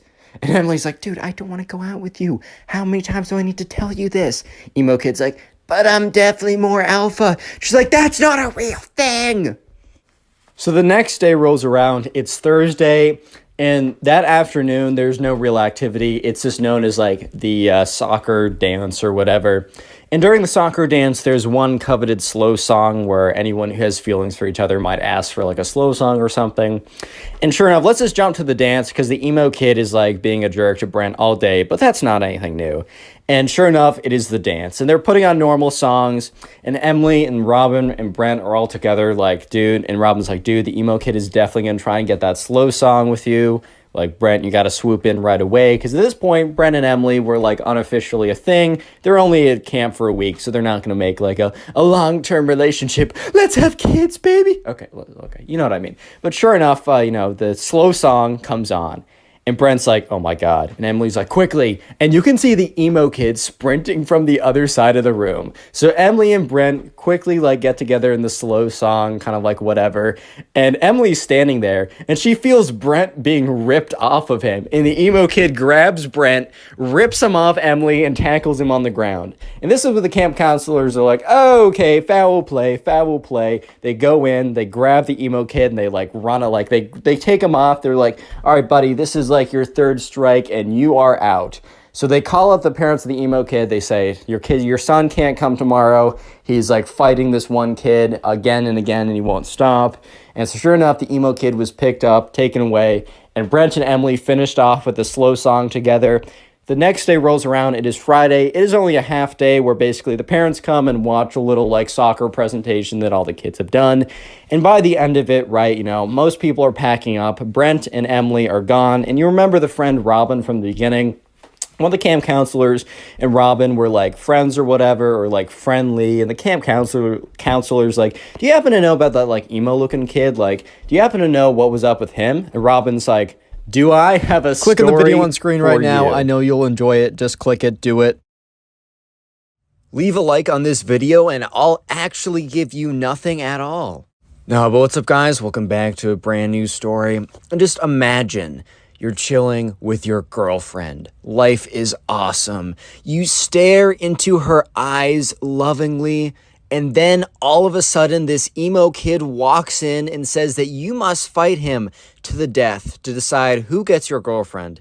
And at that moment, you seriously just sit there and question your life choices. That is the story I'll be telling today. So sit back, relax, subscribe if you're new, and let's just jump right into this story. So we're going to call a subscriber who submitted the story James. So anyways, there was a kid in James's class who we're going to call the emo kid. He kept to himself. He wore crazy makeup and the dark clothing and whatever. And honestly, it doesn't really matter what you wear. But he was also extremely melodramatic. Like, he would come in and he'd be like, society doesn't understand me. No one gets me. I'll never fit in. He was kind of like one of those kids that kind of just like would say this stuff and then would be like, why do I not have friends? I'm just a melodramatic freak all the time, which, I was pretty weird in middle school, so like I can't really speak. But then again, hey man. Anyways, so there's also a girl in, I don't know, I'll just call her we'll just call her Kate, right? It's name of my friend back home. So anyways, James and the emo kid, unfortunately, had to cross paths because they both had a thing for this girl. And this Friday, right? So this story all starts like this weekend, or not this weekend, we'll say starts on Monday. And this Friday, remember, not actually this Friday, I mean this Friday in the story, was going to be the school dance. And the whole thing was like whoever got the slow dance with this girl was basically going to like, so the thing at James's school is if you slow danced with a girl, you were basically dating her at this point. You guys were practically in love at that point. So it was a pretty big deal who was going to get the slow dance. And it was the emo kid versus James. And this became very public knowledge. Like the emo kid was telling everyone that he was going to 100% get the slow dance. And people kind of knew James because James was more popular. He wasn't like, I don't know, some like really annoying popular person. He was just like a cool guy that everyone liked. I mean, at least according to James, who submitted this story. So who really knows? But we'll go with it, right? So everyone kind of knew that both the emo kid and James were both fighting for this girl, Kate. And Kate made it pretty clear that, she was not going to say yes to the emo kid. Like, sorry, unlucky. Life just works out like that. But she was considering saying yes to James. She was kind of just keeping... the truth was that she was going to say yes to James if he asked. However, she just wanted to keep him kind of like on his toes and questioning or whatever, right? So, yeah, throughout that whole week, the emo kid and James, they weren't like in a fight with each other, but they were kind of like rivals in a sense, even though they never had any direct confrontation. And let's just skip ahead to that Friday. It was the day of the school dance. It was emo kid versus James. So anyways, at this point, the emo kid is like, he's kind of like, he's standing in the corner at the dance, right? Look, I was pretty awkward in high school and middle school when it came to those big dances. But to be fair, everyone else was as well. But the emo kid was kind of taking it to a whole different level. He literally was like slouched in the corner of the room. His like long black hair kind of like down, almost like, that scene from The Ring with that like the girl who comes out of the TV. He was kind of looking like that chick for a second. So he was definitely not helping himself out in this situation. And at this point, James and his boys were kind of standing like together, whatever. They were dancing to, I don't know. I don't freaking know what they play at high school dances. Maybe some Whip Nene by Silento. Yeah, I don't know, man. It's a middle school dance, bro. I don't know how this works. But anyways, they're kind of waiting for the slow song to come on. Maybe some, I don't know, some like song by Adele or something like that. Like dude, I always try and like say lines from songs during these stories and I just blank every single time. But anyways, yeah, so they're all kind of waiting around there, and it was, eventually, the slow dance song came on. And remember, you might be thinking, oh man, who cares? It's just like a slow song. No. What you have to understand is the slow song meant everything to these kids. Like, the slow song, basically, if you had a slow song with some girl, because remember, they were in middle school. This was like 7th, 8th grade. So probably the farthest you ever went with a girl was like slow dancing or maybe holding her hand if you were like crazy, because if you hold a girl's hand for too long, there is a chance you get her pregnant. So definitely not misinformation from the Connor Pugs channel. But anyways, slow dance was a really big deal. And all of a sudden, the song comes on. And the thing was, right, the emo kid was too busy kind of like sulking about society in the corner of the room to react quick enough. So James was like, all right, bro, like that guy's playing himself. I'm going to go in. So James very quickly goes in. And boom, he gets there, goes up. He's like, hey, like, Kate, like, can I have this dance? And she very happily says yes. Because she said, like, oh, I don't know if I'll say yes. She knew. She was bluffing the whole time. And James kind of felt pretty confident about it. And even though she said, I don't know, he was pretty confident because her friends were like, yeah, dude, she's totally bluffing. Like, I hate to expose my friend like that, but she definitely has a thing for you. You're chilling. You're in the green. So anyways, James goes in. He feels pretty good about the whole thing. But let me just say that the emo kid eventually looks up and then he sees this. And the emo kid is not having it. So he does something pretty insane. So strap in and definitely prepare for the cringe. If you have your cringe seatbelts unbuckled, I'm actually going to fine you for your own safety.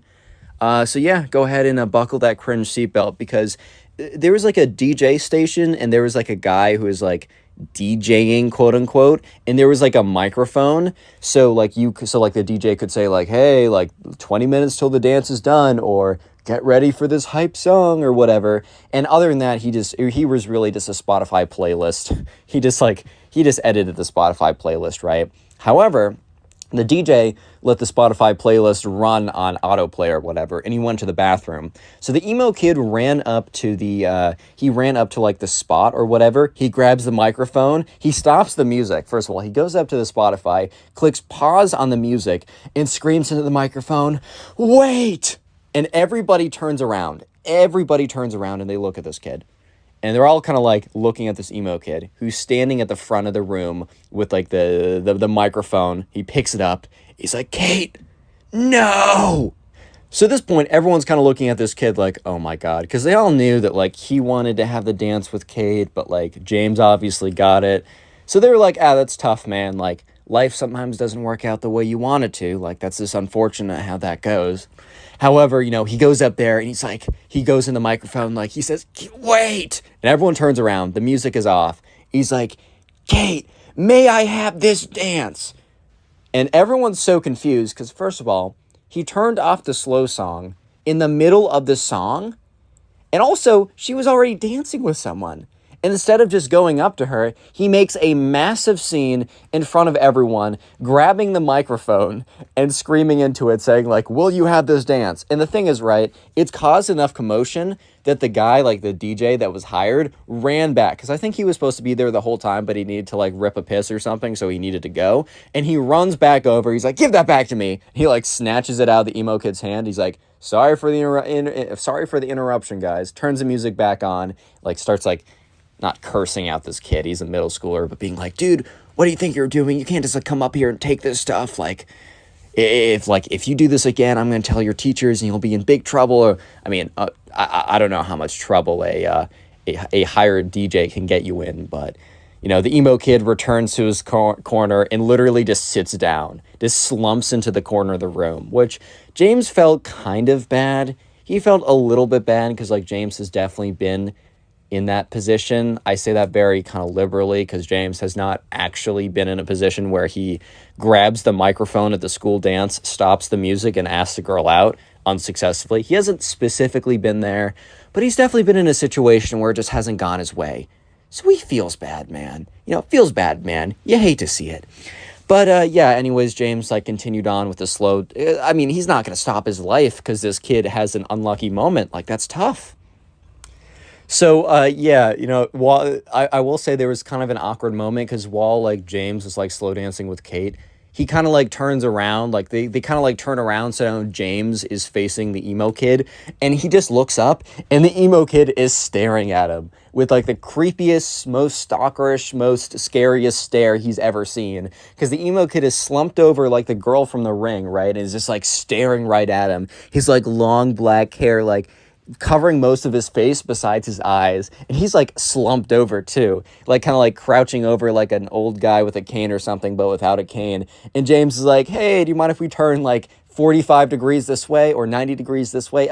Thank you, that's much better. So he doesn't have to see him anymore. Or actually, let's do a whole 180. I mean, he didn't ask for a 180 because he didn't want like Kate to be making eye contact with him either. But yeah, so that was a bit of a tough situation. However, you might be thinking, well, I mean, at this point, reasonably, the emo kid must have realized that this just wasn't his day, and he must have just, like, given up, which he's already embarrassed himself. Like, he probably gave up after this point. And while that would be pretty fair for you to believe, that was unfortunately that was just not what happened, because the emo kid would continue. Let me just say that the emo kid thought that if he had a sword fight with James, that he would be able to win the honor of his lady. I'm not even kidding you. Real quick, if you made it this far into the video, comment emo down below. That'll be the secret word of the day. I will try and heart as many of those comments as I possibly can. And also, if you want to support the channel, the best possible thing you can do is just watch this video throughout the entirety of this video, and then afterwards, if you could watch some of my old videos, that helps more than you can ever imagine. And please go in the comment section and tell me how many of my old videos you've watched today or this week. I'll heart it and say thank you because it helps me out more than you can ever imagine. Anyways, let's go back to the story, because the emo kid is not done. In fact, he is far from being done. So what happened after the school dance? Like over the weekend, James actually met up with Kate. They went to like go get dinner together, and that's when they officially started dating, whatever that means in 8th grade, which means, oh my God, they're going to sit together at lunch. Oh my God, dude, that's crazy, right? But anyway, so James officially starts dating this girl. Word gets around really quickly, and eventually the emo kid, I'm pretty sure at this point the emo kid would have known, but by his next actions, it's not super clear. So that Monday is the first kind of like lunch day that Kate and what's his name, James, are going to be having their first real at-school lunch date, which is a pretty big deal for the 8th graders there. Obviously, it's not that big of a deal in general, but hey, man, let them have their fun. And so, he sits down, like he finds Kate, they sit down, and they're at a table by themselves, and like people are looking over and talking and be like, ooh, someone's dating, whatever, right? And, however, James, Kate is facing away from the door, but James is facing the door, and James sees the door open up, and he sees the emo kid walk in, and James is like, this is tough. Because James feels bad. He legitimately feels bad because, I mean, if the roles were reversed, he would feel bad, like, seeing the girl that he really liked a week ago sitting with the guy who was low-key his, like, enemy rival on a date. Like, that would be tough to see. And James started to feel a little bit worried when the emo kid starts to approach him, right? Starts to approach him. And, so the emo kid walks up to their table. And at this point, Kate also realizes that someone's walking up, so she turns around. And the emo kid walks up and doesn't look at James. He's not paying any attention to James. He's actually acting as if James doesn't even exist at this point. The emo kid turns to the girl, Kate, I forgot her name for a second, says, Kate, I've been wanting to ask this for a while.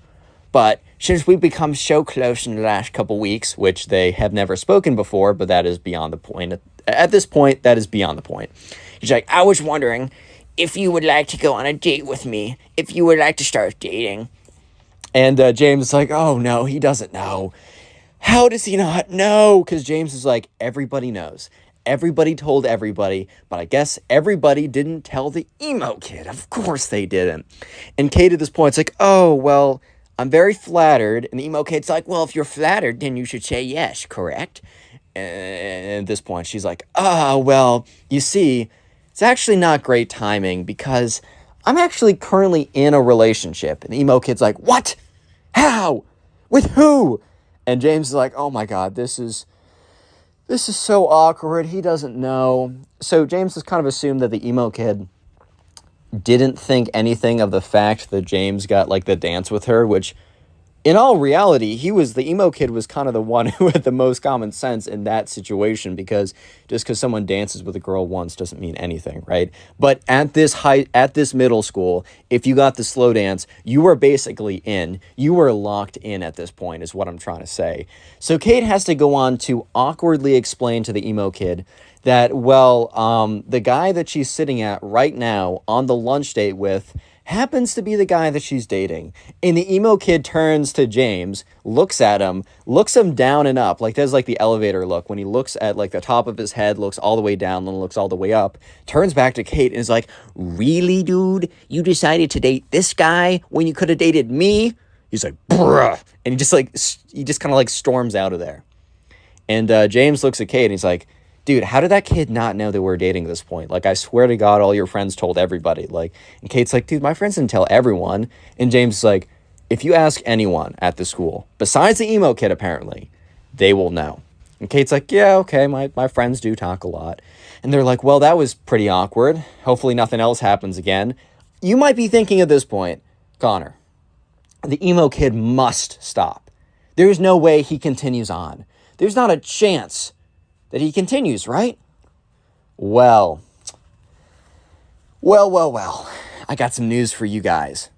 He does continue, and it's bad.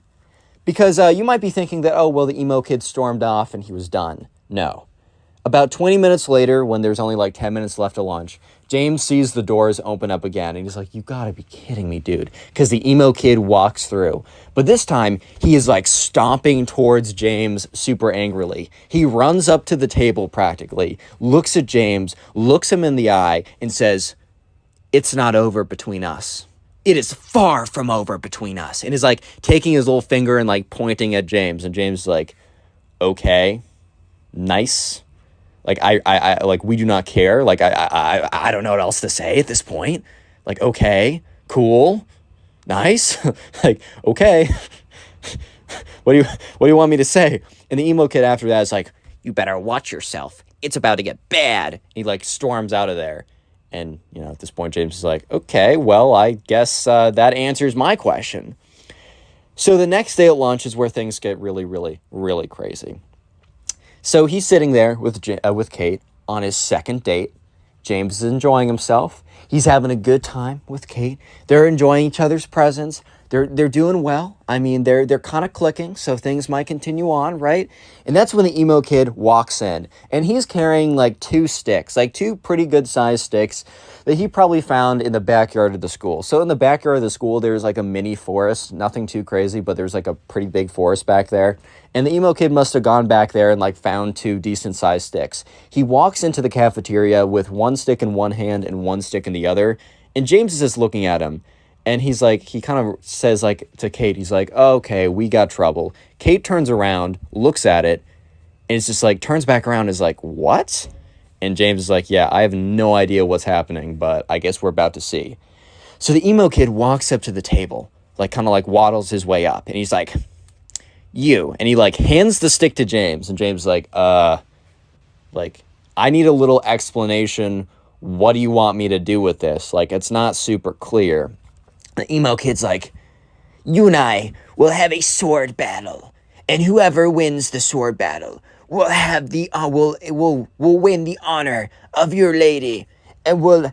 At this point, like Kate's like, what? And And James is like, dude, what are you saying? He's like, fight me to the death. The winner gets your girl. And James is like, no.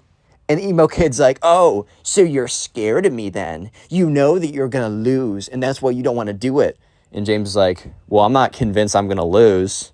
I mean, I'm not an expert at random stick fighting or whatever, but at the same time, why would I want to even engage? Like, why would I even want to do it?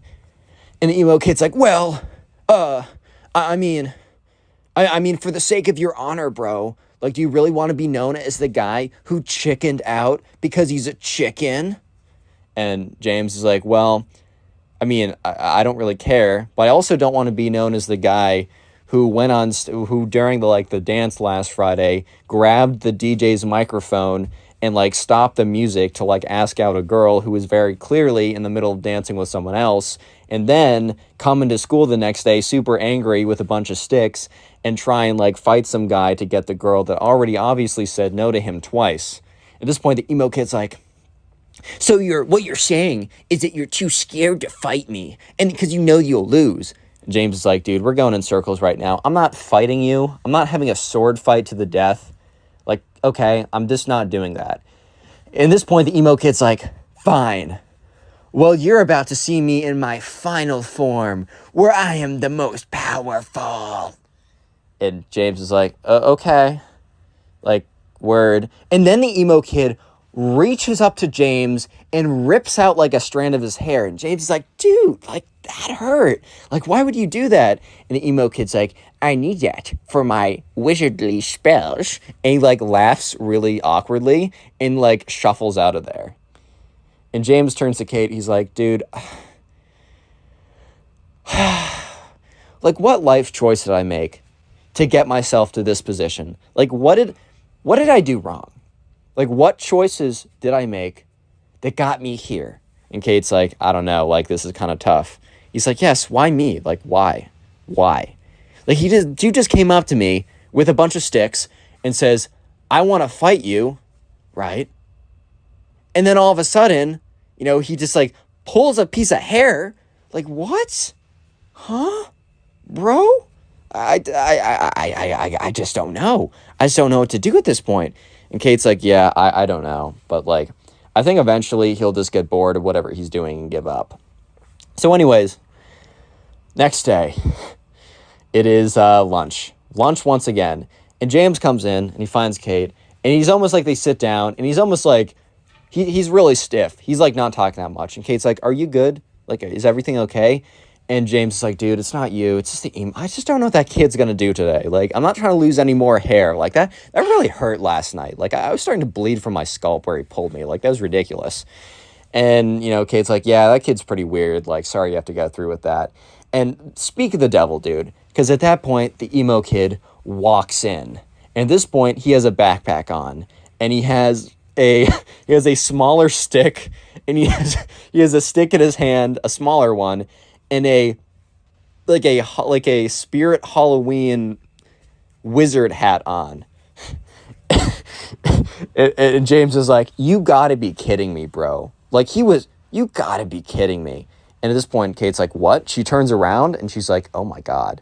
And the emo kid walks up and he's like, ha ha ha, this is where you made your mistake, James. This is where you made your last mistake.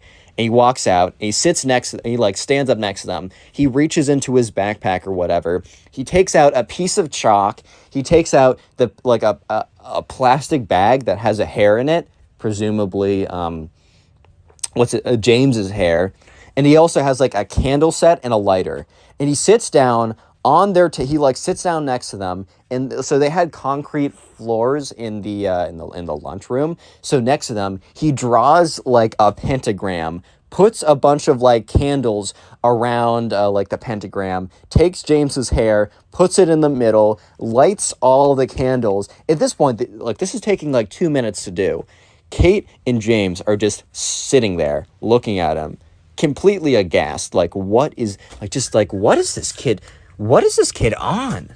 Whatever he's on, dude, maybe get me some of that. Oh my God. No, but they were just I mean, what are you supposed to do? What are you supposed to say? So eventually the emo kid has his whole, I don't know, his magic setup is all done or whatever you want to call it.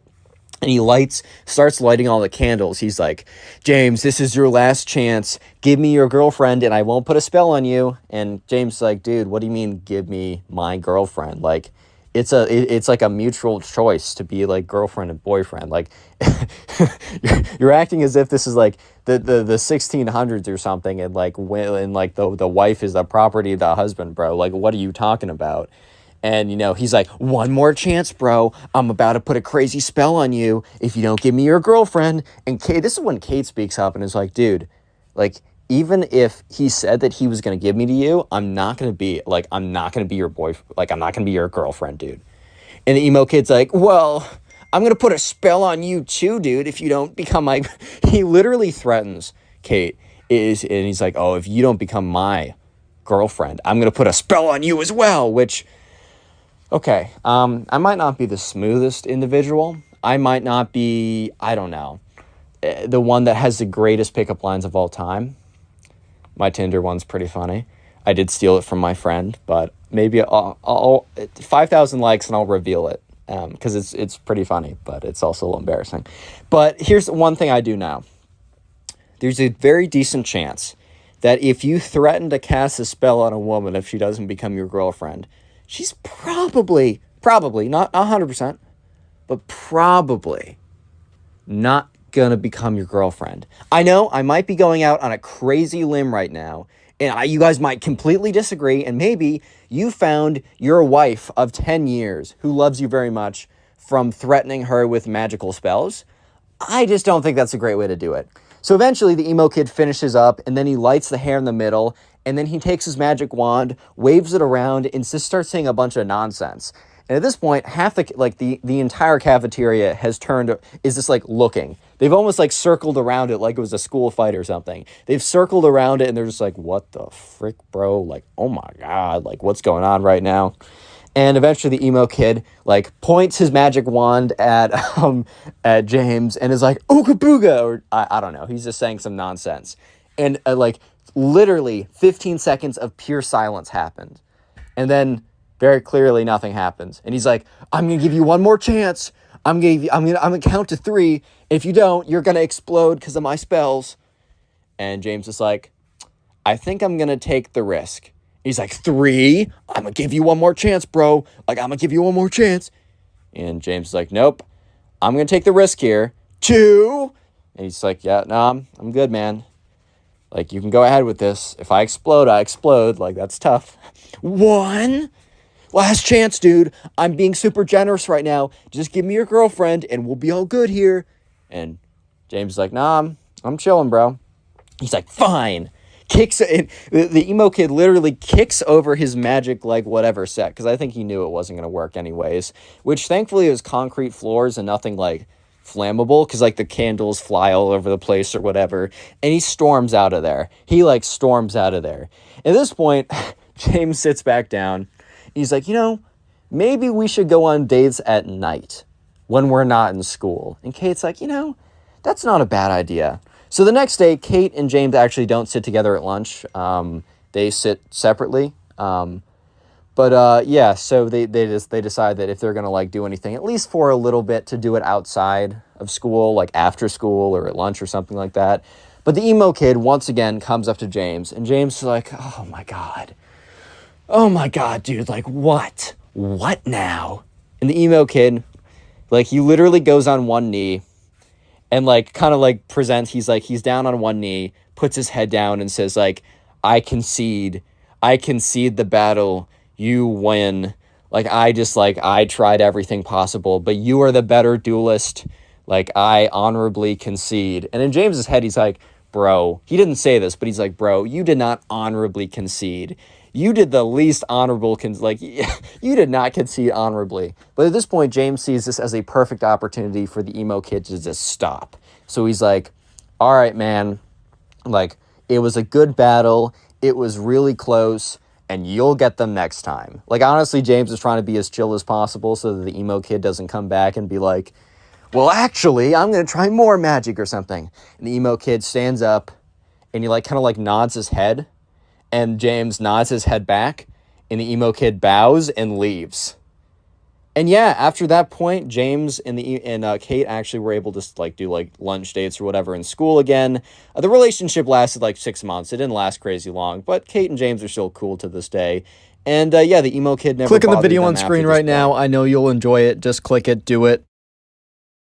How's it going, everyone? I hope you're having a great day, because today I have probably the craziest emo kid story I have ever received to date. I'm not even kidding. So sit back, relax, grab something to eat, grab something to drink, subscribe if you're new to the channel, and let's just jump right into it. We're calling today's subscriber Ty. So anyways, Ty was going off to camp, and this was his first time doing an overnight camp, so he was a little bit nervous, and it was kind of like a wilderness-based overnight camp, but they were mostly in cabins. Ty's parents did it before, and they actually met at this camp, so they were really pushing for Ty to go. But the summer before, he just said that he, wasn't ready and was going to do it the next year. And of course, the next summer rolls around, and Ty's like, oh my god, I said that? So sure enough, Ty and his parents ship him off to this camp. Ty's a little bit nervous about it, but they say, hey man, it's going to be good for you. Trust me. Like, I know it's scary, but you just got to do it. So anyways, they arrive at the campground, and they walk over, Ty and his parents walk over to the person who is signing everyone in.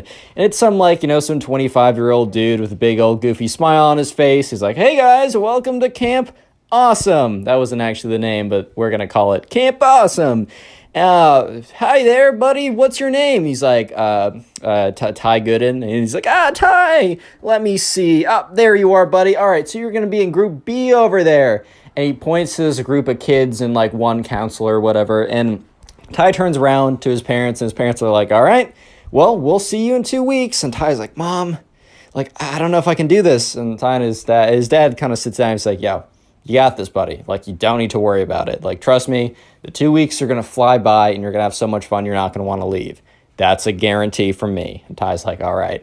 So Ty walks over, and he goes over to Group B, and there's a big group of kids, and, the counselor's like, hey, guys, my name is Ben. Don't worry, he's not the evil guy. But hi, guys, my name is Ben. Welcome, to camp. These are going to be the guys who are in our group. We're going to be in the same cabin together. We're going to do a lot of activities together. You can still meet people in the other groups, but these are going to be the guys you're going to be seeing all the freaking time. So start getting to know each other. Let's go around, do some names. And so they went around and did some names, and Ty was just kind of observing, all right, well, that person seems kind of cool and whatever, oh, we have that in common. And then it kind of comes around to this one kid that Ty didn't even realize was there until until he spoke up.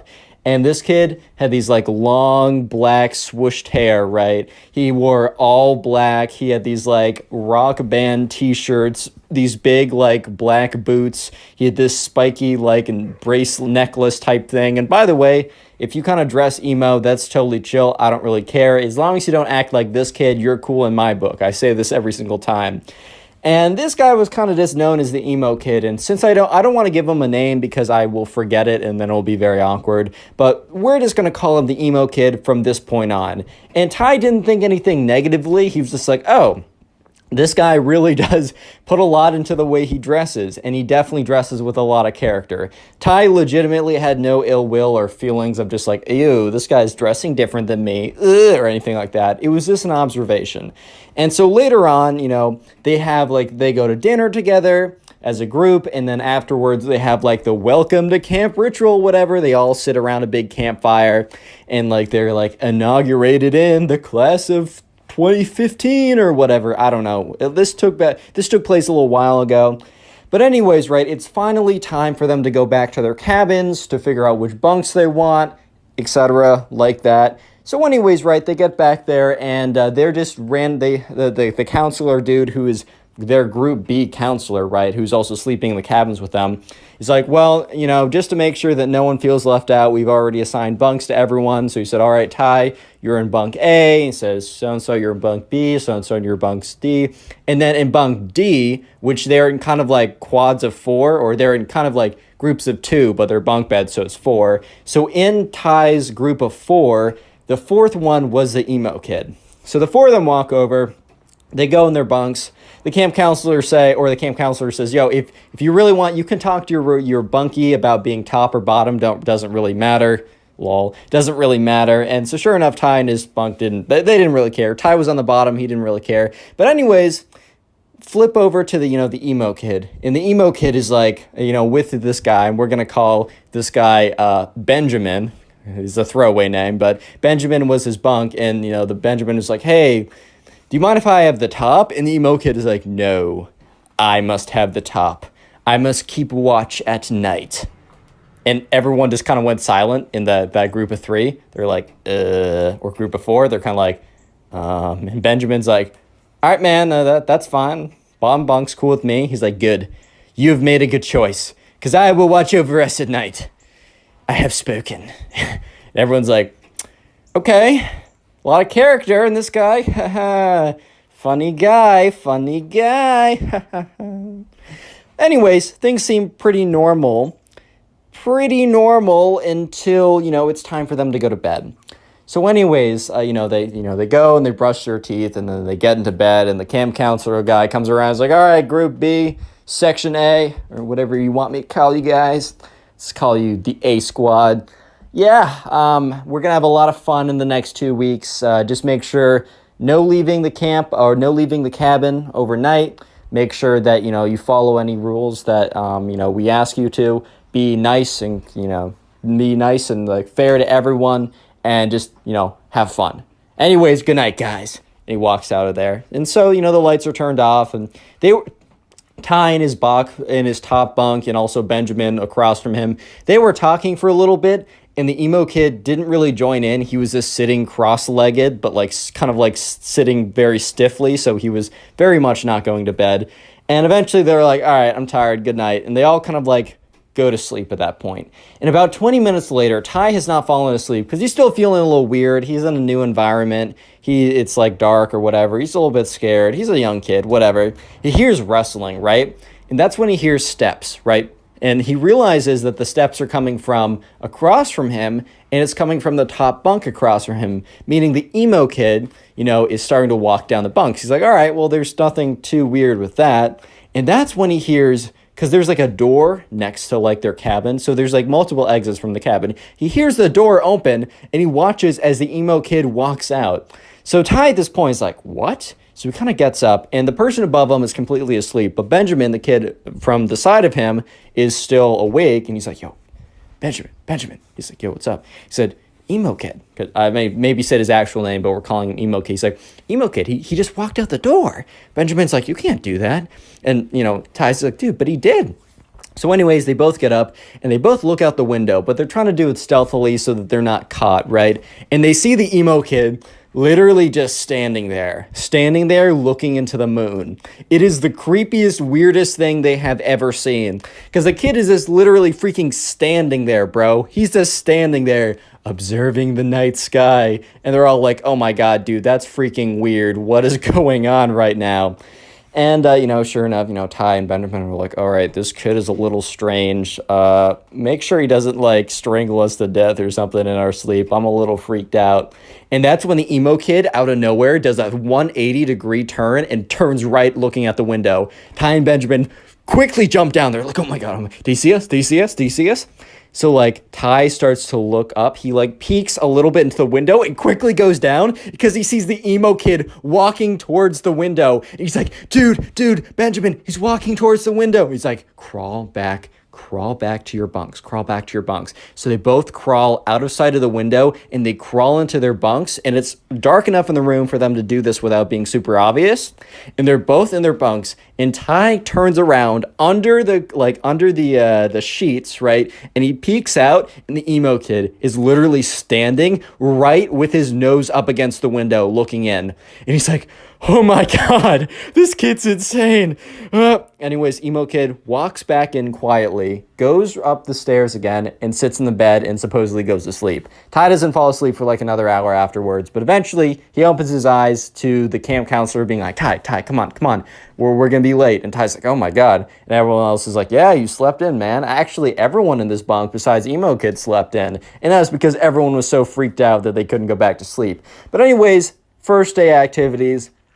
They go outside And during the day, they don't totally have to stick with their group. They're actually assigned to random groups. However, a lot of people in the random group will be from their group because they're just trying to make friends within the group. So, and they also go to meals together. So like lunch or dinner or whatever is together. And so anyways, the first activity of the day is not with the emo kid. It is actually like kayak/canoe or whatever, either or, one of those two. And, you know, Ty has a lot of fun. And they go back to dinner or lunch, sorry. They go to lunch as a group together. And Ty's, you know, talking about what he was doing. And the counselor kind of went around the table and was like, oh, so Ty, what did you do? And Ty explains, oh, so Benjamin, what did you do? Benjamin explains, oh, so emo kid, what did you do? And he was like, you know, I prayed to the overlord. And they're like, oh, haha, I don't remember that being an activity. Emo kid's like, it's not.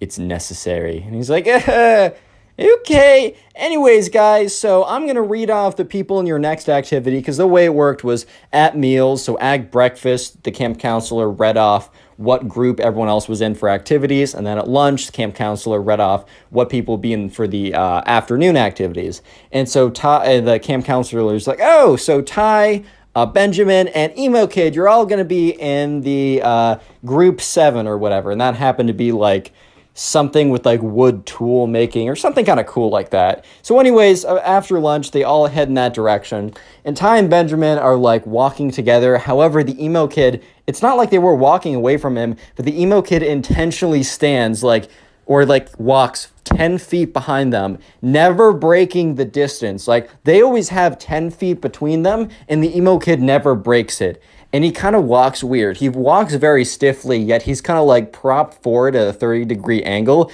His arms shoot like straight down, and he kind of waddles a little bit like a penguin. But it's very intimidating and very weird. And Benjamin kind of whispers like, Ben, I can feel his eyes in the back of my head. Or not Ben, but Ty, I can feel his eyes in the back of my head. Ty's like, dude, Benjamin, I know. So anyways, they get there.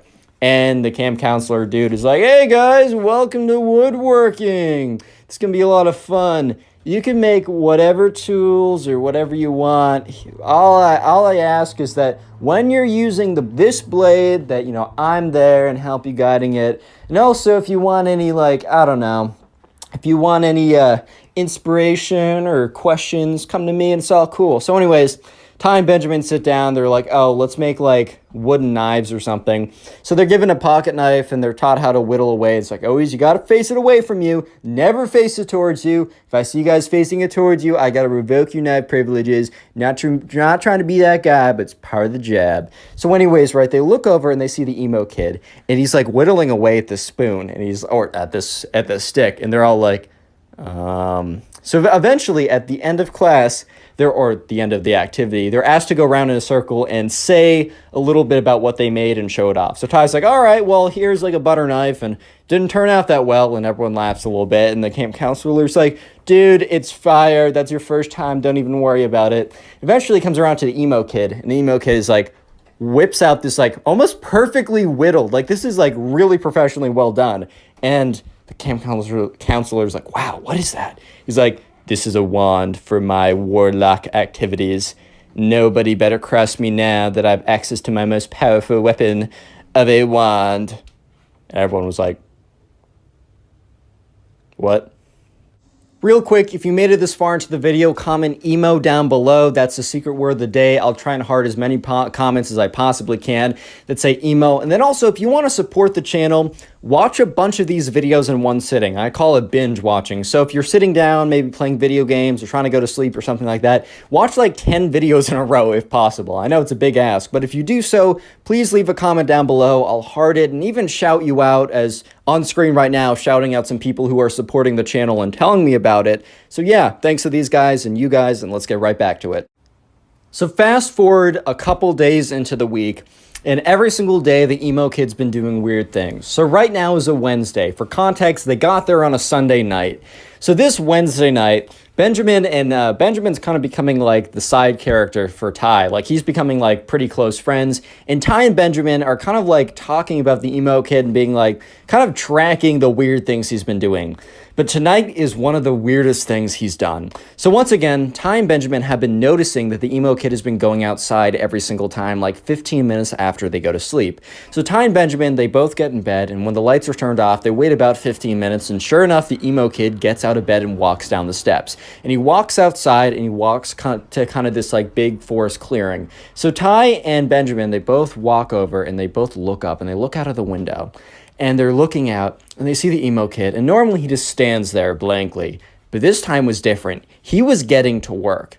They saw the stick that he made in the wands, in like the wand craft whatever class, or the woodsmanship class, and he takes the end of it that isn't pointy, where you do the spell, and he puts it into the dirt, because he's standing in a pretty big dirt clearing, and he starts drawing this circle, this very big circle. And Ty looks over at Benjamin and is like, dude, what on earth is going on? Like, what is this kid doing? And Benjamin's like, dude, I have no idea. And they look at it, and he's drawn a complete perfect circle around him. And then he steps out of it. And then he starts making lines within the circle. He goes from the top of it, down, up, down, across, up. He's made a perfect upside-down pentagram. And if you don't know, that's basically like a sign of like ship or the something. So at this point, right, Ty and his friend are freaking out. They're like, oh my god, he's trying to like summon something. And sure enough, the emo kid starts like waving his wand around in these weird directions and starts like spinning around in a circle and making these like weird movements. And if TikTok was around, I bet Ty would have been like, bro, is he trying to do a TikTok dance or something? But anyways, Ty and Benjamin are watching as the emo kid, after making the upside down pentagram, just starts waving it around and starts speaking, like, because the window was cracked open a little bit, and they start hearing like some weird okay, maybe it wasn't as goofy as that, but he was kind of talking these like weird tongues or whatever. And that's when they heard the light flick on. Not in their room, because they would have seen that. They heard the light flick on in the middle cabin. The middle part of the cabin. That is where the camp counselor lived. He must have heard or must have felt like some kind of disturbance or something, because they see the emo kid grab his wand and sprint out of there, and sprint so quickly he goes to the back room. And that's when like Ty and Benjamin are like, oh my god, he's sprinting here. So they quickly jump into bed and are, you know, when, I don't know if you guys did this, but like when you were up later than you should and your mom is about to run into like open the room, and you just jump into your bed and then you just stay super still. That was them. Like, it doesn't matter if you're sprawled out in a weird position, you're staying as still as possible. So they jump in, they're super still, and they watch as the door opens and the emo kid runs in and runs up to like the second bunk and just sits in there. And that's when like they see, like, literally 10 seconds after the emo kid gets into his bed, they see the light flicker on. And the camp counselor, who's for cabin B or whatever, walks in, is like, hey, I saw something out there. Any of you guys go out there? And, like, you know, everyone's pretending to be like, what? Like, they just woke up. The emo kid is really pretending to be like, what? I don't know what's going on, bro. And obviously Ty and Benjamin, you know, they're trying to, like, pretend like they weren't up watching the whole thing. And the kid on the very top of, like, Ty just is still completely asleep. So counselor's like, all right, whatever. He's like, all right, well, remember, it's a punishable offense if you guys leave the cabin during night. Like, you will be forced to go back home, and you don't want to miss the fun retreat we're doing this weekend. And they're all like, all right. They're like, yeah, it wasn't us. I don't know what it is. And that's when the camp counselor is like, what? And he looks outside the window, and that's when he sees it. He's like, stay here. And he goes outside, and they all watch as he walks outside, and he sees like the upside down pentagram like drawn into the circle or whatever, drawn into the dirt. And he's just looking at it. And he takes out like his iPhone 4, because it was like 2015 or whatever, and he takes a photo of it with like flash, takes another photo, steps back, takes another photo, and everyone else pretends to be asleep as they go back in. Next day rolls around, and they're walking to their first activity from breakfast. And Ty and Benjamin happen to be in the same group. And Ty's like, dude, the emo kid's insane. Like, that was ridiculous last night. And Benjamin's like, I've never been more freaked out besides the first night, bro. Like this kid's insane.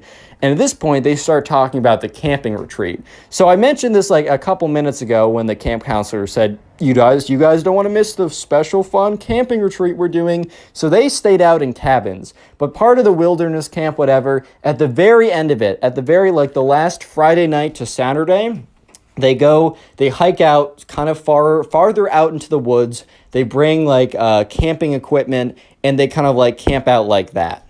So they both of like Ty and Benjamin were a little bit worried because that basically meant that they were going by group and they were going to be out in the woods in tents by themselves with the creepy emo kid. So anyways, let's just fast forward to that day. It's Friday and everyone is kind of packing their little bags, and the camp counselor for each group packs their like supply kit, medical supplies, radio, the food that they're going to be eating. And he's like, all right, everyone grab like groups of 2 grab a tent. And so sure enough, people pair up and Benjamin and Ty are together and they grab this tent and they start walking over to the campsite. And Ty and Benjamin was like, dude, I heard that like, you know, there's only like enough tents so that like we have to pair up with someone. And he said, I heard that it's random. I heard that we don't get to choose who we pair up with. Ty's like, dude, that's insane. We already have friends. I get in the beginning them assigning us stuff, but like we know people now. This is the last day. Like, why would we need to bunk with someone random? And Benjamin's like, dude, I don't know if that's true. That's just what I heard. So eventually they get to the campsite. Anyways, so they get to the campsite, right? And, you know, they set up their kind of like, they sit around a bunch of logs. So they like light a little fire and they have like baked beans in a can or something. Then they also go out and they kind of like clear the land to put down the tents. They all set up a bunch of tents in the group of 2 that they carried it over in. And Ty at this point is thinking, all right, we're good because I'm going to be with Benjamin because, I mean, we're in groups of 2 already. Why would they need to reassign us groups? And so once again, they were asked back to the campsite, or not the original campsite, but the little campfire they made. It's getting kind of late, and the camp counselor's like, all right, guys, time for me to assign you your bunk mates or your camp tent mates. And Ty in his head is like, no. So Benjamin and so-and-so, so-and-so and so-and-so. And you know when there's like that one guy you don't want to be with or something like that, and like you're being assigned in a list, and you don't hear your name, but you also don't hear his name, and the number of combinations starts getting smaller and smaller and smaller, and you start freaking out. Well, this is what was happening to Ty until he realized that he was doomed before, you know, the words were even said, because the camp counselor went through the entire list, but he didn't say Ty's name or the emo kid's name. And that's when the camp counselor said, Ty and the emo kid, obviously said his real name, but you know what I mean. And Ty was just like, oh, I'm not going to make it tonight. I'm not going to survive. I better write some some letters to my mom saying I love you because I'm not making it tonight. Oh my God. And Benjamin is just staring at him and afterwards walks up to him and says, hey, if you need help, we got to come up with some kind of signal. So Ty's like, okay, I'm going to I'm just going to run out of there and I'm going to run over to, no signals, no nothing. I'm running over to your campsite if anything happens. And Benjamin's like, all right, that's totally fine, man. So anyways, Ty goes up to the emo kid's like, so, looks like we're bunking. And the emo kid is like, interesting. And Ty's like, yeah, man. He's like, well, I guess you're one of my more favorite mortals that I know. And Ty's like, yeah. So they both put down their sleeping bags in this kind of very cramped tent, and Ty's just sitting there like, okay, and they have this kind of light, and it's like one of those battery powered lights, and the emo kid's like, good night, Ty, and turns it off, and Ty's like starts completely freaking out. He's like, okay, I can't see anything, but we're okay. And that's when he hears the emo kid stand up. And Ty's like, no. And the emo kid is standing above him. And he's like, all right, well, maybe I should just accept my destiny. And that's when the emo kid, instead of striking him over there with a rock or something, just leaves. He opens up the camp tent and walks out. And Ty's like, what? So Ty kind of gets up and he looks out and he sees the emo kid. And the emo kid is standing, or is crouching on all fours, and then he starts howling to the full moon. He's like, "Hey!" But it's a really weird howl, and Ty's just like, what? And that's when he hears the kind of like the camp counselor who's with us be like, hey, who's that? You're not allowed to be outside your campsite. And you just see the emo kid go, oh, and just sprints towards the tent. So Ty jumps back into his bed, and the emo kid, who's not very coordinated apparently, instead of like jumping through the wind, like the open flap, jumps right through the tent. So breaks right through the tarp of the tent, cracks the entire thing. The entire thing comes collapsing down. And Ty just like has his eyes closed as the entire tent falls on top of him. And that's when you hear all this yelling, and the camp counselor's like, what's going on over here? Are you guys all right? And he just like starts rummaging through all the like the rubble and stuff. And Ty starts like getting up, and he pushes the stuff off of him. The camp counselor was like, was that you out there doing those howling noises? He's like, no. And then sure enough, the emo kid is just standing there like, and he says to him like, you wouldn't understand what I was doing. And the camp counselor was like, I told you before that you can't be leaving your tent during the nighttime. Like, after I said goodbye, you were supposed to go to your tent and not leave it. You were out there. And he's like, I was performing a protection ritual. And camp counselor was like, what? I was performing a protection ritual so that everyone would be safe at night from the demons and ghosts of the underworld. Camp counselor was like, what? And at that point, right, they just realized, okay, this is a lost cause. And at this point, the worst thing was that there was nowhere for them to sleep because the camp was completely destroyed, or the tent was completely destroyed. So the camp counselor was like, fine, you two, bring your sleeping bags. You can sleep in my tent. So the three of them are kind of like crushed in there. And eventually the camp counselor is like, all right, you two are in here. I'm going to sleep outside. No shenanigans. So it was the most uncomfortable sleep of Ty's entire life. But eventually, the day is over. He gets up. They start packing up their stuff, and they're walking back to the campsite. And that's when Ty meets up with Benjamin and is like, dude, like, you're not going to believe it. And Benjamin's like, I heard a lot of yelling. Are you okay? So Ty tells him the story. He's like, dude, that's insane. So anyways, they get back, and Ty actually had a really good time at the camp, minus the emo kid, like, cringe fest or whatever. Eventually, Ty's parents come to pick him up, and Ty's mom's like, man, you gotta tell me all about it. Like, how was it? Ty's like, it was really good, but it's quite a story. And so for the entire, 2-hour car ride back, Ty tells them the entire story, and let me just say, click on the video on screen right now. I know you'll enjoy it. Just click it, do it. How's it going, everyone? I hope you're having a great day, because today we have a story of probably one of the cringiest emo kids on planet Earth. I'm not even kidding. This is probably one of the craziest stories I've received, so sit back, relax, grab something to eat, grab something to drink, and let's call today's subscriber who submitted this story.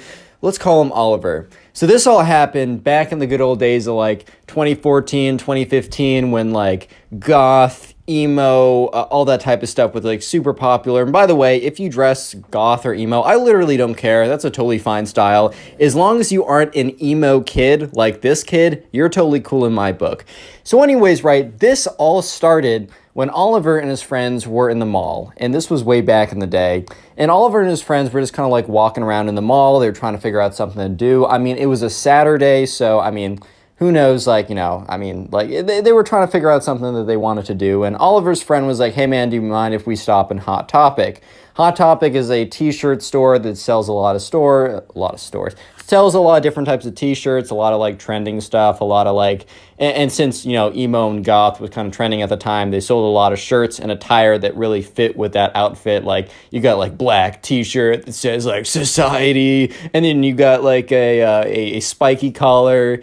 I don't know, man. But anyways, right, Oliver and his friends stopped in Hot Topic, and Oliver wasn't really, there to, buy something, so he was kind of just walking around and chilling, and he accidentally bumps into the emo guy, or this the emo guy. I'm introducing a new guy, emo kid, whatever, we'll call him the emo kid. So anyways, right, this kid turns around, and he's got this, this black t-shirt on. He's got a spiky collar choker type thing. He's got black pants. He's got black shoes on. His hair is black and it's slicked down. So he has these massive, really weird bangs where you can't even see his face. He's like, watch where you're going, punk.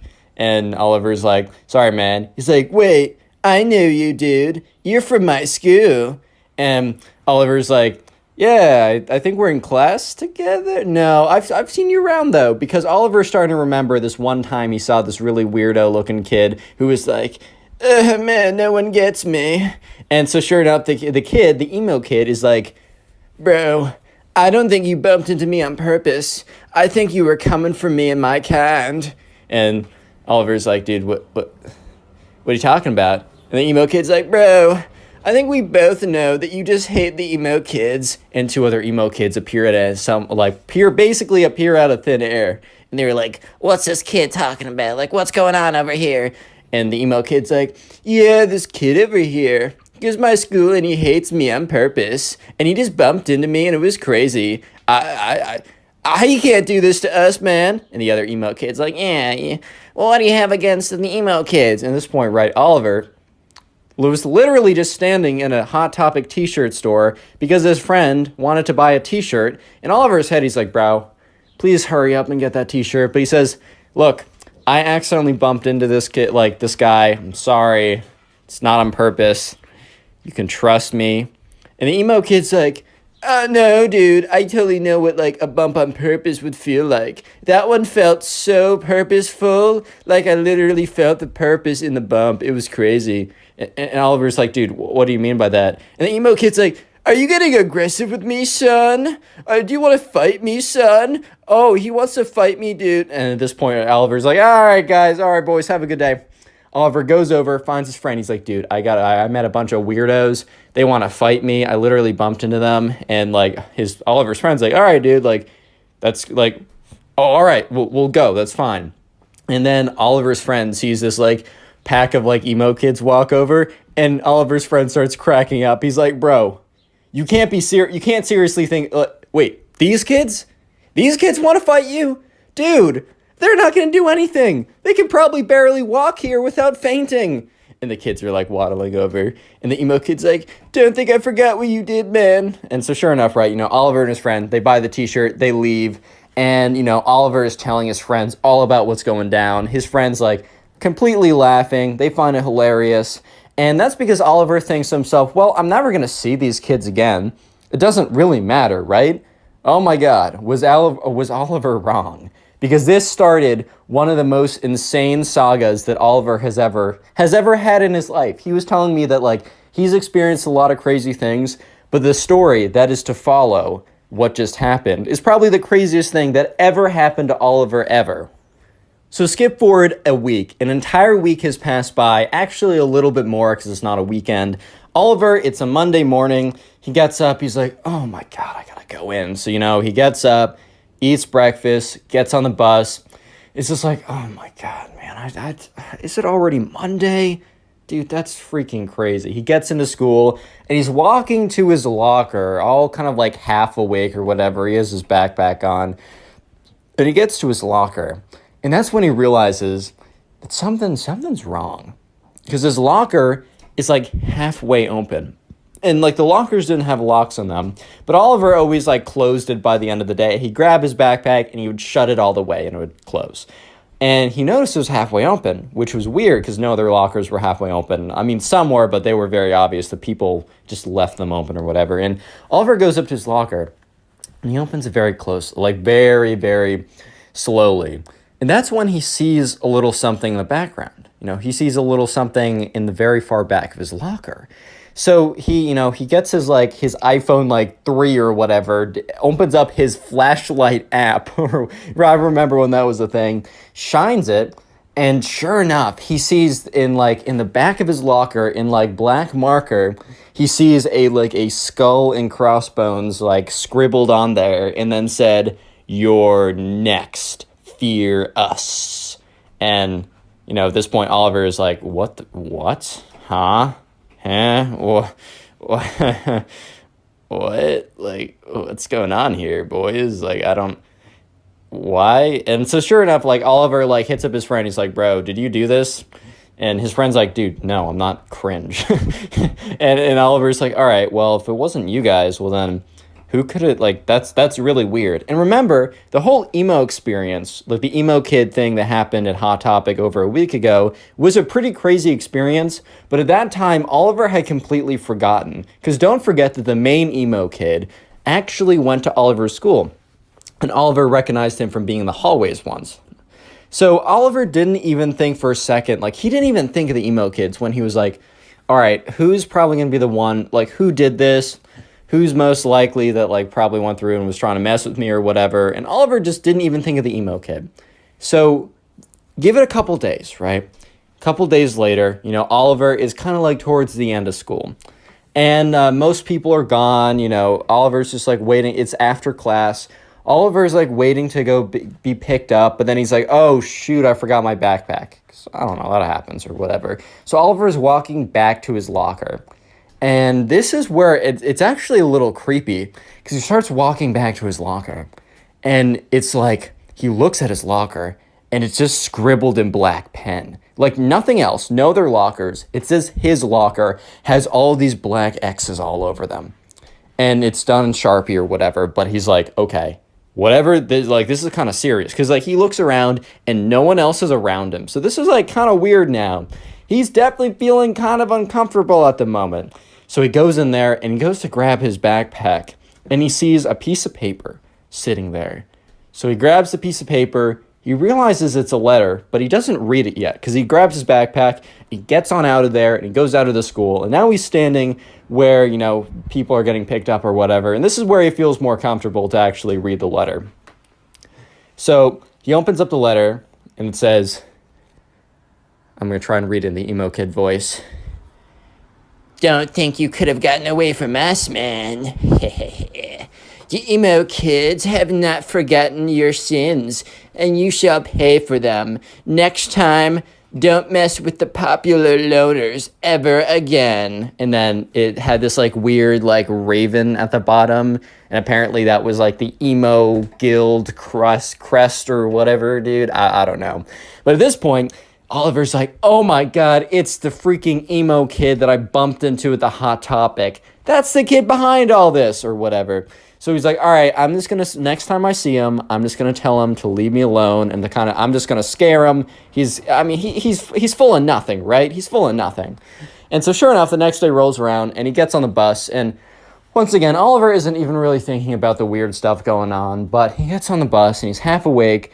And he's looking, you know how you walk down the bus and you can see all the people sitting in the seats? He looks in the way back and he's like stops for a second because he sees something that's very reckoned that he remembers.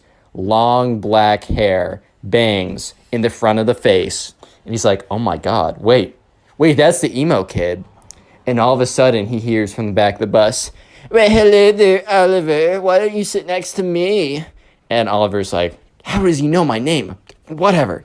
And Oliver's like, all right, well, this is going to be actually a great opportunity for me to sit down and kind of like scare this kid and tell him to like basically to piss off, right? So Oliver gets to the back of the bus and he sees the emo kid and he sits there. He's like, dude, I don't know what's up with you, but why do you keep doing weird things to my locker? And he says, and the emo kid's like, so you've noticed that the emo guild has noticed your presence and has decided that you are mortal enemy number one. And Oliver's like, what? The emo kid's like, so you must not know about the emo guild. Well, someone so ignorant as you probably would have known that anyways. But anyways, the emo guild is the guild of all the emos in our area. They get together, and since everyone's a hater and part of society, we've decided to guild together and join our forces. And if anyone strikes one of us, we will all combine and strike them down 20 times as hard. And Oliver's like, all right, man, well, you struck pretty hard at the locker. Scared me, got me good. And the emo kid's like, nice try, Oliver, if that even is your real name. Oliver's like, yes, that's my birth name. And he's like, whatever, you don't even know what's coming next. Real quick, if you made it this far into the video and are busy doing something, comment emo down below. I'll try and heart as many comments to say that. Then also, if you want to support the channel, binge watch these videos while you're doing something. And let me know in the comment section down below what you're doing while binge watching these videos. Binging the video supports the channel so much, and I appreciate it. And also, I'll be shouting out random people who tell me how they're supporting the channel, like these people on screen right now. Thank you. Let's get back to the story. So eventually the bus gets to the bus stop where the school is. Oliver gets up and the emo kid's like, Wait, you must know that you are facing off against the emo clan, and you will not have any idea of what's coming. and Oliver's like, all right, can I at least get your name so I can know who I'm facing off against? Fine, I guess that is only what a respectable duelist would do anyways, so fair. I am Sir Ben, the great wizard archduke nemesis Leonardo DiCaprio III. And Oliver's like, so your name's Ben? Yes, whatever, that is my mortal name. And Oliver's like, okay, Ben. It is Ben! And he's like, all right, I don't need to hear it. Fine. Okay. Bye. So Oliver walks away and is like, all right. Oliver's thinking on this. He's like, you know what? These kids are weird and they have way too much time on their hands. So I don't really want to see what like weird concoction of weird stuff they decide to put in my locker or whatever they decide to do. I don't want to see it. So you know what? I'm going to strike back. I'm going to figure out everything about this Ben kid, and I'm going to have a little ammunition to, I'm not going to say blackmail him, but blackmail him. Yeah, it just is what it is, man. I'm sorry. Like, they're playing dirty. I'm playing dirty. Sorry. So sorry. If you don't hate the player, hate the game. Right? So anyways, Oliver immediately starts hitting up all of his friends. He's like, do you know this Ben kid? They're like, no, I don't know this Ben kid. One kid's like, yeah, he's the weird emo kid. He's like, all right, what do you know about him? He's like, he's weird and emo or something. And Oliver's like, you're no help. So anyways, Oliver eventually talks to his friend Stormy, who's a girl. And, Oliver's like, hey, sorry, I'm trying to find, this weird kid is like trying to like beef with me. I just want to find dirt on him. Do you know this kid, Ben? Stormy's like, oh, do I know Ben? And Oliver's like, yes, you know something. Let's go. And he's like, please tell me whatever. Stormy's like, well, you know Kate, right? And Ben's like, no, not Ben, sorry. Oliver's like, yeah, I know Kate. So Ben, the emo kid guy that's like being weird with you, is what Stormy's saying, has a massive crush on Kate. And Kate knows it. And, Kate hasn't necessarily said no to him yet because he hasn't made any advances. And Oliver's like, thank you. That's all I need. Can I talk to Kate for a second? And, Stormy's like, yeah, sure, like, whatever. So eventually, Stormy sets Kate and Oliver up, and Oliver's like, hey, please. He explains the entire situation. And Kate's like, look, Ben, the emo kid, has been weird to me for a very long time. Like, I used to think it was this funny, but he's weird. He keeps looking at me. He keeps professing his love to me. You know what? I'll team up with you. We'll take him down. Oliver's ecstatic at this point. So basically, they come up with a plan. If next time the emo kids strike, Oliver is going to find the emo kid and ask for, like, mercy. And if the emo kid doesn't give him mercy, and, Oliver doesn't actually expect him to give him mercy, basically, assuming the emo kid doesn't give him mercy, Oliver is going to say, well, I'm going to give you one more chance to give me mercy. And the emo kid's he's going to be like, what do you mean? Like, I have the upper ground. And then all of a sudden, Oliver is going to, like, pull out, like, basically text message conversation with Kate, which is going to be fabricated, about how, like, he knows someone perfect for her, and how, like, Oliver's friend, who we'll just call Bob. No, we're going to call him, what should we call him? Oliver's friend Ryan is, like, perfect for Kate, and the truth is, Kate has, like, a crush on Ryan, and Oliver's basically going to say, hey, if you do anything else, I'm going to set up Ryan and Kate. And Kate already thinks Ryan is super attractive, and Ryan is down to get with her, and I have all the power to connect them, and you will never be able to date Kate, you'll never be able to date Kate ever again, and this will destroy the emo kid. So anyways, after this plan is done, once again, Oliver is walking back to his locker. And sure enough, once again, and he reported last time all the X's and stuff, and the janitor came and cleaned it up. And he goes to the locker, and sure enough, there is this, like, crudely drawn black raven, and then it says emo guild underneath it. And so, Oliver's like, all right, they struck again. Let's see if this kid's on the bus. So the next day, Oliver is really hoping that the emo kid takes the bus again, because this would be kind of difficult to go and find him. But sure enough, the emo kid is sitting in the back with his, like, weird, super long hair that's, like, covering his entire face. His, like, he's wearing, like, he has this, like, robe today, this, like, black cape or whatever or something. And he's sitting there, and he's like, Oliver, do you want to sit next to me and... because I don't know if you've seen your locker yesterday, but it has a little, I don't know, it has a little something on it. And Oliver's like, yes, Ben, I know. I was wondering if we could talk about, maybe a surrender, my surrender. And the emo kid's like, I knew it. I knew you were weak. I knew you were sad. But no, I will not show you mercy. I will just not do it. It's not in the way of the emo guild. Because you're a part of society. Freak society, bro. And Oliver's like, look, Ben, I'm going to give you one more chance to reconsider. And the emo kid's like, what? Give me a chance to reconsider? You're asking me for my forgiveness. I will not reconsider anything. And Oliver's like, fine. I know about Kate. And the emo kid's like, what? You know about my love? I can barely keep a straight face doing this. Anyways, emo kid's like, you know about my love? And Oliver's like, yes. In fact, I know more than that. You know Kate, right? Well, I have a friend, Ryan. He's a good-looking man. And I was talking to Kate, and I was talking to her about Ryan.